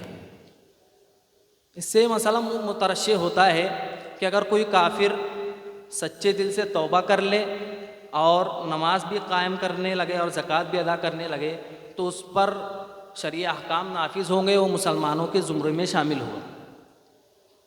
غیر مسلم حربی کو کب تک ٹھہرا سکتے ہیں؟ غیر مسلم حربی کو زیادہ دن تک نہیں ٹھہرا سکتے، یہ امام المؤمنین امیر المؤمنین کی ثوابدید پر ہوگا۔ وَإِنْ أَحَدٌ مِّنَ الْمُشْرِكِينَ اسْتَجَارَكَ کی ترکیب کرتے ہوئے بتائیں کہ ان کا دخول فعل پر ہوتا ہے، اور بتائیں کہ ان کا دخول فعل پر ہوتا ہے، یہاں اسم پر کیوں ہے؟ ترکیب کہاں تک کرنا ہے؟ ابلغوا مأمنہ، ہاں، حتی ثم ابلغوا مأمنہ تک۔ مستانفہ ان شرطیہ، اس کے بعد استجارہ فعل محذوف ہے جس کی تفسیر آگے والا فعل کر رہا ہے۔ استجارہ فعل محذوف، احد اس کا فاعل، من المشرکین جار مجرور متعلق ہو کر اسی محذوف فعل سے متعلق ہوں گے۔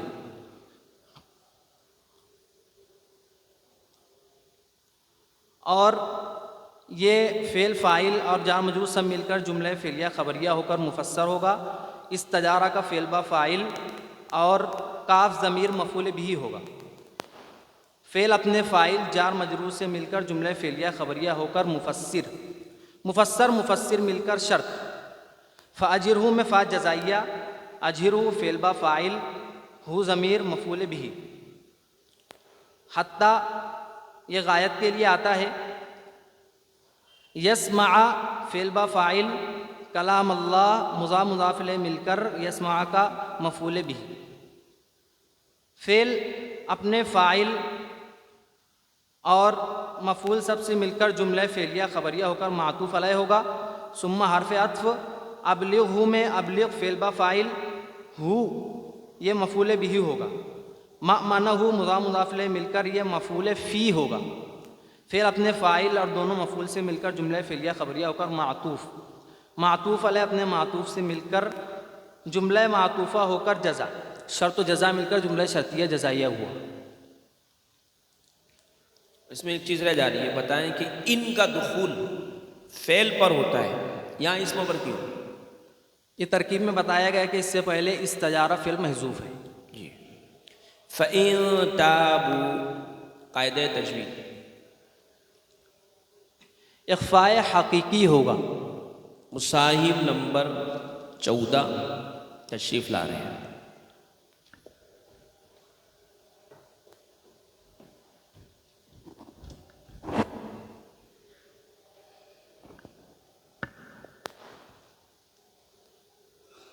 یہاں پر آ جائیں مصاحب نمبر 21، جب صحابہ نوٹ کریں، یہ ہے مصاحب نمبر 14۔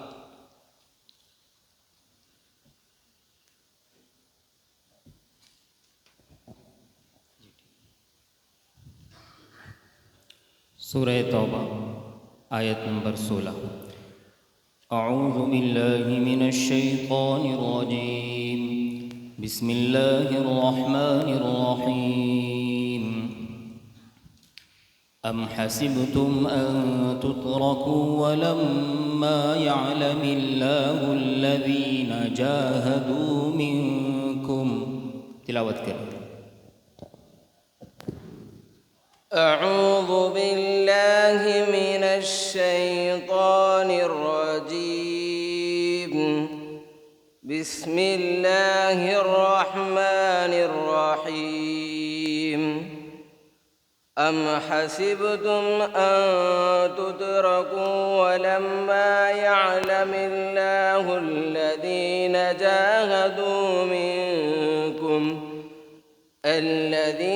جاهدوا منكم ولم يتخذوا من دون الله ولا رسوله ولا المؤمنين وليجا والله خبير بما تعملون۔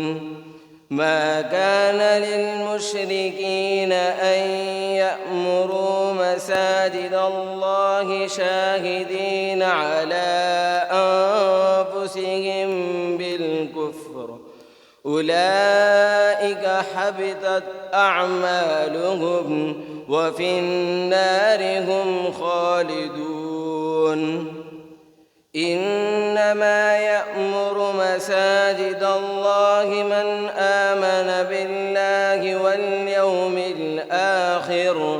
واليوم الآخر وأقام الصلاة وآتى الزكاة ولم يخش إلا الله فعسى أولئك أن يكونوا من المهتدين۔ ترجمہ کریں، ترجمہ کریں آیات۔ بھلا تم نے کیا سمجھ رکھا ہے کہ تمہیں یوں ہی چھوڑ دیا جائے گا، حالانکہ ابھی اللہ تعالیٰ نے دیکھا ہی نہیں ہے کہ تم میں سے کون لوگ جہاد کرتے ہیں، اور اللہ اس کے رسول اور مومنوں کے سوا کسی کو رازدار نہیں بناتے، اور جو کچھ تم کرتے ہو اللہ تعالیٰ اس سے باخبر ہے۔ مشرکین اس بات کے اہل نہیں کہ وہ اللہ تعالیٰ کی مسجدوں کو آباد کرے، حالانکہ وہ خود کفر کے گواہ بنے ہوئے۔ یہ ایسے لوگ ہیں جن کے اعمال غارت ہو چکے ہیں اور دوزخ ہی میں ان کو ہمیشہ رہنا ہے۔ اللہ تعالیٰ کی مسجدوں کو وہی لوگ آباد کرتے ہیں جو اللہ تعالیٰ اور یوم آخرت پر ایمان رکھتے ہیں اور نماز قائم کرتے ہیں اور زکوٰۃ ادا کرتے ہیں اور اللہ تعالیٰ کے سوا کسی سے نہیں ڈرتے۔ ایسے لوگوں سے ہی توقع کی جا سکتی ہے کہ وہ نیک راستہ اختیار کرنے والوں میں شامل ہو جائیں گے۔ مختصر تفسیر کریں۔ اس کے اندر اس آیت کریمہ میں منافقین کے بارے میں کہا ہے کہ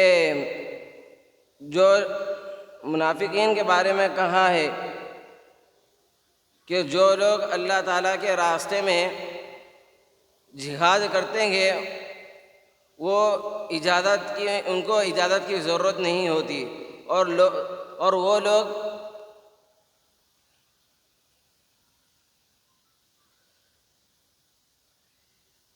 اس آیت کریمہ میں بتایا ہے کہ اللہ تعالیٰ کے راستے میں جو کون لوگ جہاد کرتے ہیں اور وہ کسی کو خصوصی رازدار نہیں بناتے، یعنی اس کے اندر جو اللہ تعالیٰ کے راستے میں جہاد کرتے ہیں وہ کسی کے ساتھ شریک نہیں بناتے، نہ منافق کی طرف سے نہ کافروں کی طرف سے۔ جو اللہ تعالیٰ پر ایمان رکھتے ہیں اور توکل کرتے ہیں اور وہ انہی کا ساتھ دیتے ہیں، اور اس کے اندر یہ بتایا ہے کہ اللہ تعالیٰ ان سے باخبر ہے، تم جو کچھ کرتے ہو اللہ تعالیٰ یہ ساری باتوں کو جانتے ہیں۔ اور مشرکین اس بات کے اہل نہیں کہ وہ اللہ تعالیٰ کی مسجدوں کو آباد کرے، کیونکہ وہ ان کے اندر یہ طاقت اللہ تعالیٰ نے نہیں رکھی کہ وہ اللہ تعالیٰ کی مسجدوں کو آباد کرے، اور اس سے پہلے اور ایسے لوگوں کے اعمال غارت کر دیے گئے اور ان کو ہمیشہ ہی دوزخ میں رہنا ہے۔ اللہ تعالیٰ کی مسجدوں کو وہی لوگ آباد کرتے جو اللہ تعالیٰ پر ایمان رکھتے، نہ کہ منافق لوگ۔ منافق لوگ اللہ تعالیٰ پر ایمان نہیں رکھتے، جب وہ ایمان نہیں رکھتے تو اللہ تعالیٰ کی مسجدوں کو آباد نہیں کرتے، اور ایسے لوگوں کو مسجد میں آنے نہیں دیا گیا، اور جو نماز قائم کرتے ہیں اور زکوٰۃ ادا کرتے ہیں۔ اس کے اندر بتانا مقصود یہ ہے ایمان والا وہی شخص ہے جو نماز قائم کرتا ہے اور زکوٰۃ ادا کرتا ہے اور اللہ تعالیٰ کے سوا کسی سے نہیں ڈرتا۔ منافق لوگ دو طرح کے منافق لوگ ادھر سے اپنی طرف سے بھی لڑتے ہیں اور ان کی طرف سے بھی، دونوں طرف سے ساتھ دیتے ہیں، اور مومن مرد کی علامت یہ ہے کہ وہ اپنے ہی طرف سے ساتھ دیتے ہیں اور کسی کو خاصدار نہیں بناتے، اور ایسے لوگوں سے ہی امید ہے کہ وہ صحیح راستہ اختیار کرنے والوں میں شامل ہو جائیں گے۔ مخلص مسلمان کی کیا علامت ہے؟ مخلص مسلمان کی علامت یہ ہے کہ وہ اللہ تعالیٰ پر ایمان رکھتا ہے اور نماز اور زکوٰۃ قائم کرتا ہے۔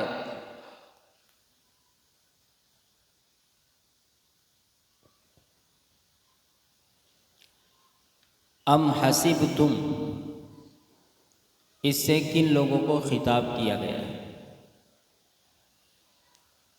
ام حسبتم میں منافق کے بارے میں کہا گیا ہے کہ جو اس میں بتایا یہ گیا ہے ام حسبتم، کیا تمہارا کیا گمان ہے، یعنی کہ منافقوں کو اس کے اندر خبردار کیا جا رہا ہے کہ جو اللہ تعالیٰ اور یوم آخرت پر اور جو جہاد کرتے ہیں ان کے بارے میں اس آیت کریمہ میں ذکر ہے۔ لم یتخذوا اور ولیجہ، اس کی لغوی صرفی تحقیق کریں۔ اتخذ یتخذ اتخاذا باب افتعال سے، اور ولیجت جمع ولائج۔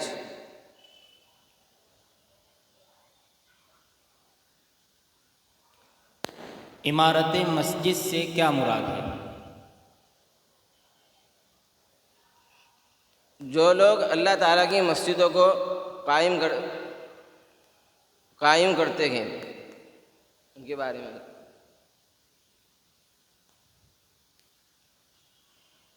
اگر کافر مسجد کے تعمیر میں چندہ دے تو اس کا کیا حکم ہے؟ اس بارے میں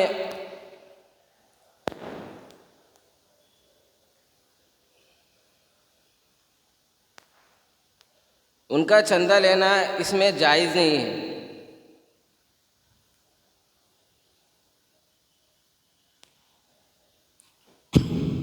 ولیجہ اور شاہدینہ کیوں منسوب ہے؟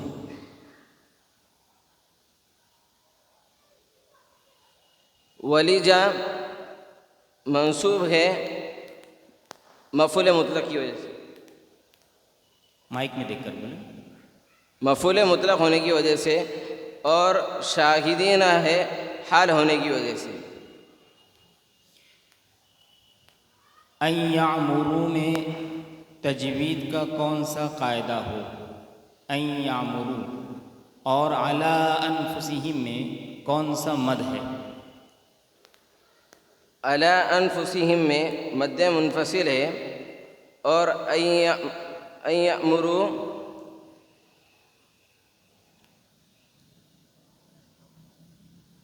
اخفاء حقیقی۔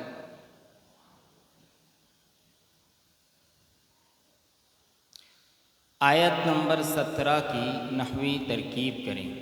ما کان للمشرکین، ما اسم موصول، کانا افعال ناقصہ، لام حرف جر، مشرکین مجرور، ان ناصبہ، ان یأمروا فعل بفاعل، مساجد مضاف، اللہ مضاف الیہ، شاہدین حال، ان یأمروا سے، علی حرف جر، انفسکم انفسی مضاف، ہم ضمیر مضاف الیہ مل کر علی حرف جر کا مجرور، با حرف جر کفری مضاف، با حرف جر کفری مجرور۔ پوری آیت ہے.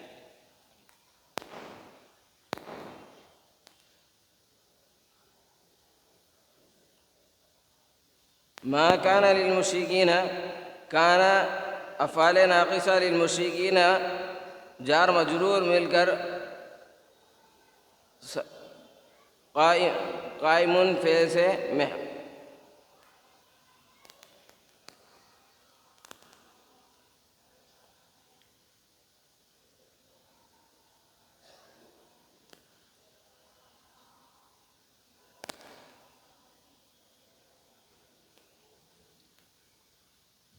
تشریف لے جائیں.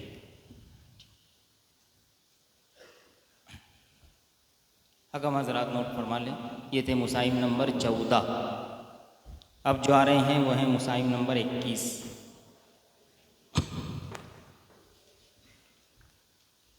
مائک پر ہے مسائم نمبر 21 اور اگلے مسائم نمبر 13 تیار ہے. اسٹیج پر آ جائیں.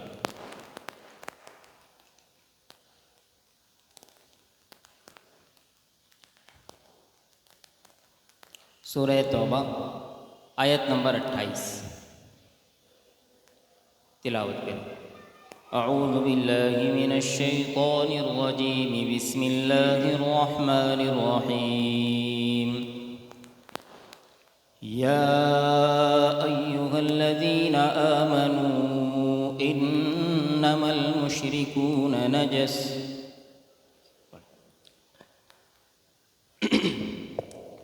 أعوذ بالله من الشيطان الرجيم. بسم الله الرحمن الرحيم. يا أيها الذين آمنوا إنما المشركون نجس. إنما المشركون نجس فلا يقربوا المسجد الحرام بعد عامهم هذا وإن خفتم عيلة فسوف يغنيكم الله من فضله فسوف يغنيكم الله من فضله إن شاء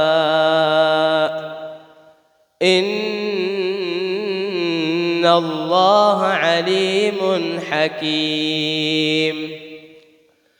قاتلوا الذين لا يؤمنون بالله ولا باليوم الآخر ولا يحرمون ما حرم الله ورسوله ولا يدينون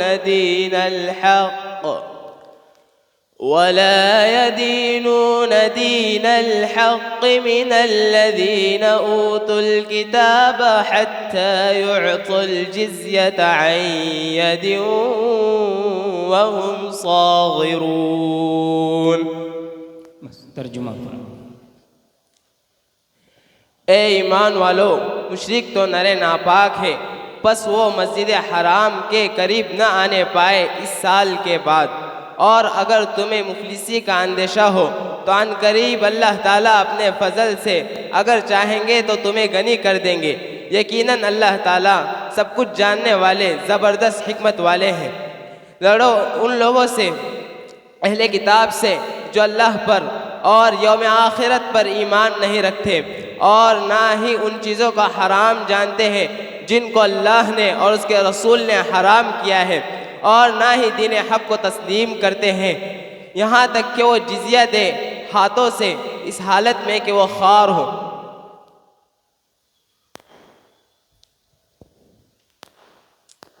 آیات کی تشریح کریں.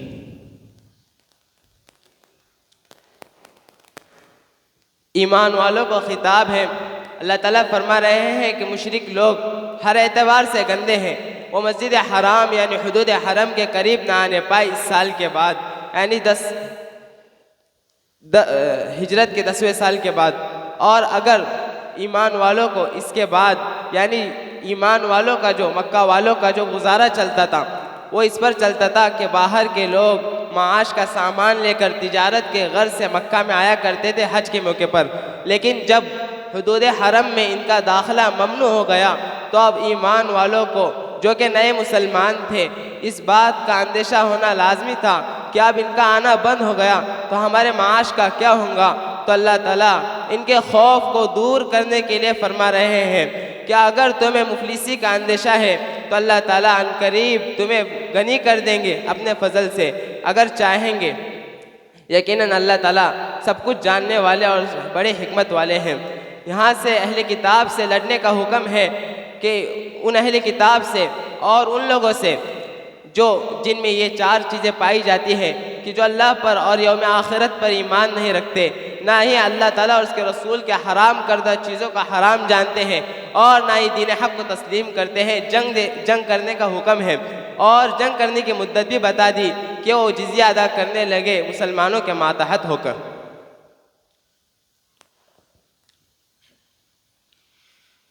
نجس، اس سے کون سی نجاست مراد ہے؟ نجس اس سے مراد تفسیر بیضاوی میں ہے کہ لخبث باطنہم، یعنی ان کو نجس کہنا یہ ان کے باطنی خبث، عقائد فاسدہ اور اخلاق رذیلہ کی وجہ سے ہے۔ اور علامہ راغب اصفہانی رحمۃ اللہ علیہ فرماتے ہیں کہ کافر ظاہر اور باطن دونوں اعتبار سے گندے ہیں۔ ظاہری تو وہ نجاست کو نجاست سمجھتے ہی نہیں ہے کہ شراب پیتے ہیں اور خنزیر کا گوشت کھاتے ہیں، اور باطنی نجاست یعنی وہ غسل وغیرہ کا بھی اعتقاد نہیں رکھتے کہ جنابت کے بعد کی حالت ہے اور غسل ناپاکی سے پہلے کی حالت غسل کرنے سے۔ اور عقائد دلی جو نجاست ہے وہ یہ ہے کہ وہ اخلاق رذیلہ اور عقائد فاسدہ ان کے اندر بھرے ہیں۔ عامہم، اس سے کون سا سال مراد ہے؟ اس سے 10 ہجری مراد ہے۔ اگلا سوال، دخول کی ممانعت کا حکم مسجد حرام کے ساتھ خاص ہے یا تمام مساجد کا یہی حکم ہے؟ اس سلسلے میں ائمہ کا اختلاف ہے۔ امام مالک رحمہ اللہ کے نزدیک تمام مسجدوں میں کفار کا دخول ممنوع ہے، اور دلیل اس بات کی یہ پیش کرتے ہیں کہ حضرت عمر بن عبدالعزیز رحمہ اللہ کا اپنے عمرائے بلاد کو خط میں لکھنا کہ مسجد کے کافر مسجد کے قریب نہ آنے پائے، اور امام شافعی رحمہ اللہ کے نزدیک دخول مسجد حرام کے ساتھ خاص ہے کہ کافر مسجد حرام میں داخل نہیں ہو سکتا اور باقی تمام مسجدوں میں داخل ہو سکتے ہیں۔ دلیل کے طور پر امام صاحب یہ بات پیش کرتے ہیں کہ آپ صلی اللہ علیہ وسلم نے ثمامہ بن عثال کو جو کہ ناپاکی کی حالت میں تھے لیکن پھر بھی مسجد میں ستون سے باندھ دیا تھا، اور امام ابو حنیفہ رحمہ اللہ کے نزدیک کسی بھی مسجد میں داخلہ ممنوع نہیں ہے، اور یہاں پر جو ممانعت ہے وہ حج اور عمرے کی غرض سے داخلہ ممنوع ہے۔ آیت نمبر 29 میں جنگ کے حکم کی 4 وجوہ ذکر کی گئی ہے، آپ ان چاروں کو وضاحت کے ساتھ بیان کریں۔ اس آیت میں جنگ کے 4 وجوہات پیش کیے گئے ہیں، جو وجوہات جن میں بھی پائے جائے ان سے ایمان والوں کو قتال کرنے کا حکم ہے۔ پہلی ہے کہ وہ اللہ پر ایمان نہیں رکھتے، اللہ کے توحید میں شرک کیا کرتے ہیں، اور نہ ہی یوم آخرت پر ایمان رکھتے ہیں، اور اللہ تعالیٰ کی اور اس کے رسول کے حرام کردہ چیزوں کو نہ حرام جانتے ہیں، مثلا سود، ربا وغیرہ، اور نہ ہی دین حق کو تسلیم کرتے ہیں جبکہ دین حق ان تک پہنچ چکا ہے۔ یہ 4 چیزیں جن کے اندر پائی جائیں گے ان سے قتال کرنا ضروری ہوگا۔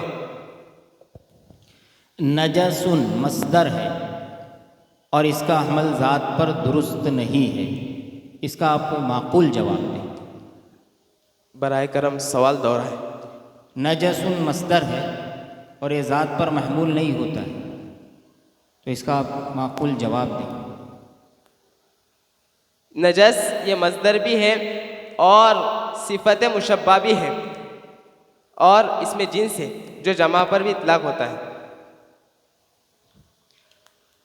عیلتن اور یدی نون میں اس کی لغوی صرفی تحقیق کریں۔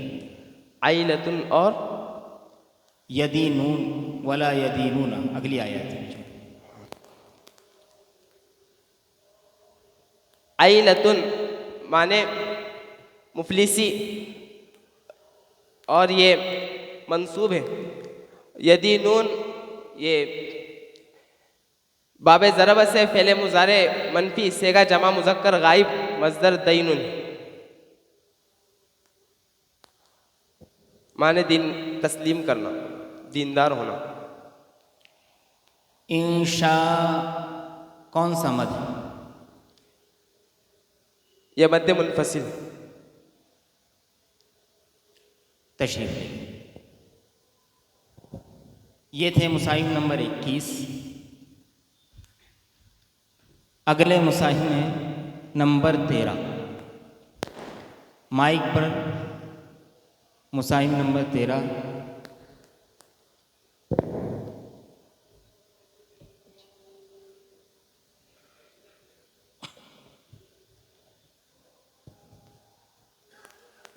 حکم حضرات نوٹ فرما لیں، ہمارے سامنے ہے مصاحب نمبر 13۔ اس کے بعد تیار رہیں مصاحب نمبر 3۔ تلاوت فرمائیں سورہ توبہ آیت نمبر 40، آیت نمبر 38۔ بھائی یہ جو ہمارے عزیز طلبہ ہیں تھوڑا سا ادھر سرک جائیں، آ جاؤ تھوڑا کھڑے ہو جاؤ، کھڑے ہو کر کے تھوڑا سا آگے آؤ، ادھر سے سرکو ذرا سا، پیچھے والے اٹھو نا، اٹھو اٹھو ذرا سا، ادھر اندر ہو کر کے بیٹھو، بسم اللہ الرحمن الرحیم۔ یا ایہا الذین آمنوا ما لکم اذا قیل لکم انفروا فی سبیل اللہ انفروا فی سبیل اللہ اثاقلتم الی الارض أرضيتم بالحياة الدنيا من الآخرة فما متاع الحياة الدنيا في الآخرة إلا قليل إلا تنفروا يعذبكم عذابا أليما ويستبدل قوما غيركم ولا تضروه شيئا والله على كل شيء قدير إلا تنصروه فقد نصره الله إذ أخرجه الذين كفروا ثاني اثنين إذ هما في الغار إذ يقول لصاحبه لا تحزن إن الله معنا فأنزل الله سكينته عليه وأيده بجنود لم تروها وجعل كلمة الذين كفروا السفلى وكلمة الله هي العليا والله عزيز حكيم۔ ترجمہ کریں۔ میں اللہ کی پناہ میں آتا ہوں شیطان مردود سے۔ شروع کرتا ہوں اللہ کے نام سے جو بڑا مہربان اور نہایت رحم کرنے والا ہے۔ اے ایمان والو، تمہیں کیا ہوا جب تمہیں کہا جاتا ہے کہ اللہ کے راستے میں نکلو تو تم زمین سے چمٹ جاتے ہو؟ کیا تم دنیاوی زندگی پر راضی ہو گئے آخرت کے مقابلے میں؟ سو دنیاوی زندگی کا سامان آخرت کے مقابلے میں بہت تھوڑا ہی ہے۔ اگر تم نہیں نکلو گے تو اللہ تعالیٰ تمہیں دردناک عذاب دے گا اور تمہاری جگہ دوسری قوم کو لے آئے گا اور تم اللہ تعالیٰ کو کچھ نقصان نہیں پہنچا سکو گے، اور اللہ تعالیٰ ہر چیز پر قادر ہے۔ اگر تم نبی کی مدد نہیں کرو گے تو اللہ تعالیٰ نے ان کی مدد کی، جبکہ کفار نے ان کو نکال دیا تھا، درا حال ہے کہ وہ دو میں سے دوسرے تھے، جبکہ وہ دونوں غار میں تھے۔ وہ اپنے ساتھی سے کہہ رہے تھے کہ غم نہ کیجیے، بے شک اللہ تعالیٰ ہمارے ساتھ ہے۔ پھر اللہ تعالیٰ نے اپنی جانب سے سکینت ان پر نازل کی اور ان کی ایسے لشکروں سے مدد کی جن کو تم نے نہیں دیکھا، اور اللہ تعالیٰ نے کفار کے کلمے کو نیچا کر دیا اور اللہ ہی کا کلمہ بلند و بالا رہا، اور اللہ تعالیٰ زبردست تو ہے، حکمت والے ہیں۔ وضاحت کے ساتھ مطلب بیان کریں ان آیات کا۔ پہلی آیت میں مومنین کو، خصوصاً ان مومنین کو جو غزوہ تبوک سے پیچھے رہ گئے تھے، تنبیہ کی ہے کہ جب تمہیں راہ خدا میں نکلنے کے لیے کہا جاتا ہے تو تم کیوں نہیں نکلتے؟ اس کی وجہ یہ ہے کہ تم دنیاوی زندگی پر راضی ہو گئے اور آخرت سے غافل ہو گئے، حالانکہ دنیا آخرت کے مقابلے میں کچھ بھی حیثیت نہیں رکھتے۔ اس کے بعد کی آیت میں اس بات کا بیان ہے کہ اگر تم جہاد میں نہیں نکلو گے تو اس کی سزا یہ ہوگی کہ اللہ تعالیٰ تمہیں دردناک عذاب دے گا، اور اللہ تعالیٰ تمہارا محتاج نہیں ہے۔ اللہ تعالیٰ تمہارے علاوہ دوسری قوم کو لے آئے گا جو فرما بردار ہوگی، تم اللہ تعالیٰ کا کچھ بھی بگاڑ نہیں سکو گے، اور اللہ تعالیٰ ہر چیز پر قادر ہے۔ تو اللہ تعالیٰ تمہارے علاوہ دوسری قوم کو لانے پر اور تمہارے بغیر دین کی مدد کرنے پر بھی قدرت رکھتا ہے۔ اگر تم نبی کی مدد نہیں کرو گے تو ایسا نہیں ہے کہ ہم بھی نبی کی مدد نہیں کریں گے، بلکہ ہم خود ان کی مدد کریں گے، جیسا کہ غار ثور میں ہم نے نبی کی مدد کی تھی۔ جبکہ نبی کریم صلی اللہ علیہ وسلم ہجرت کے ارادے سے نکلے تو کفار بھی ان کے پیچھے نکلے، تو نبی کریم صلی اللہ علیہ وسلم غار میں چلے گئے۔ جب حضرت ابوبکر صدیق رضی اللہ عنہ نے کفار کے قدموں کو دیکھا تو وہ ڈر گئے، تو نبی کریم صلی اللہ علیہ وسلم نے ارشاد فرمایا کہ غم نہ کیجیے، بے شک اللہ تعالی ہمارے ساتھ ہے۔ پھر اللہ تعالیٰ نے ان پر اپنی جانب سے سکینت کو نازل کیا اور فرشتوں کے ذریعے سے ان کی مدد کی۔ اس طرح کفار کا کلمہ مغلوب ہو گیا اور اللہ ہی کا کلمہ غالب رہا، اور اللہ تعالیٰ ہی زبردست ہے، اس لیے اللہ تعالیٰ کا کلمہ ہی بلند و بالا رہتا ہے۔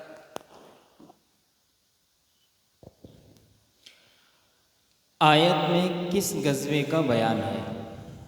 اس آیت میں غزوہ تبوک کا بیان ہے۔ غزوے کی قدر تفصیل بیان کریں۔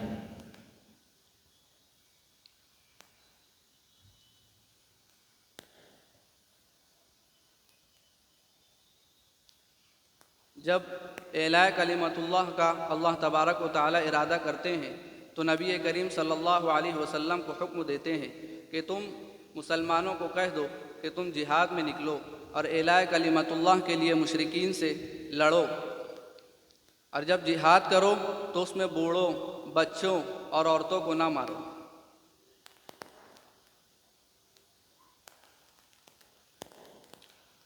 غزوے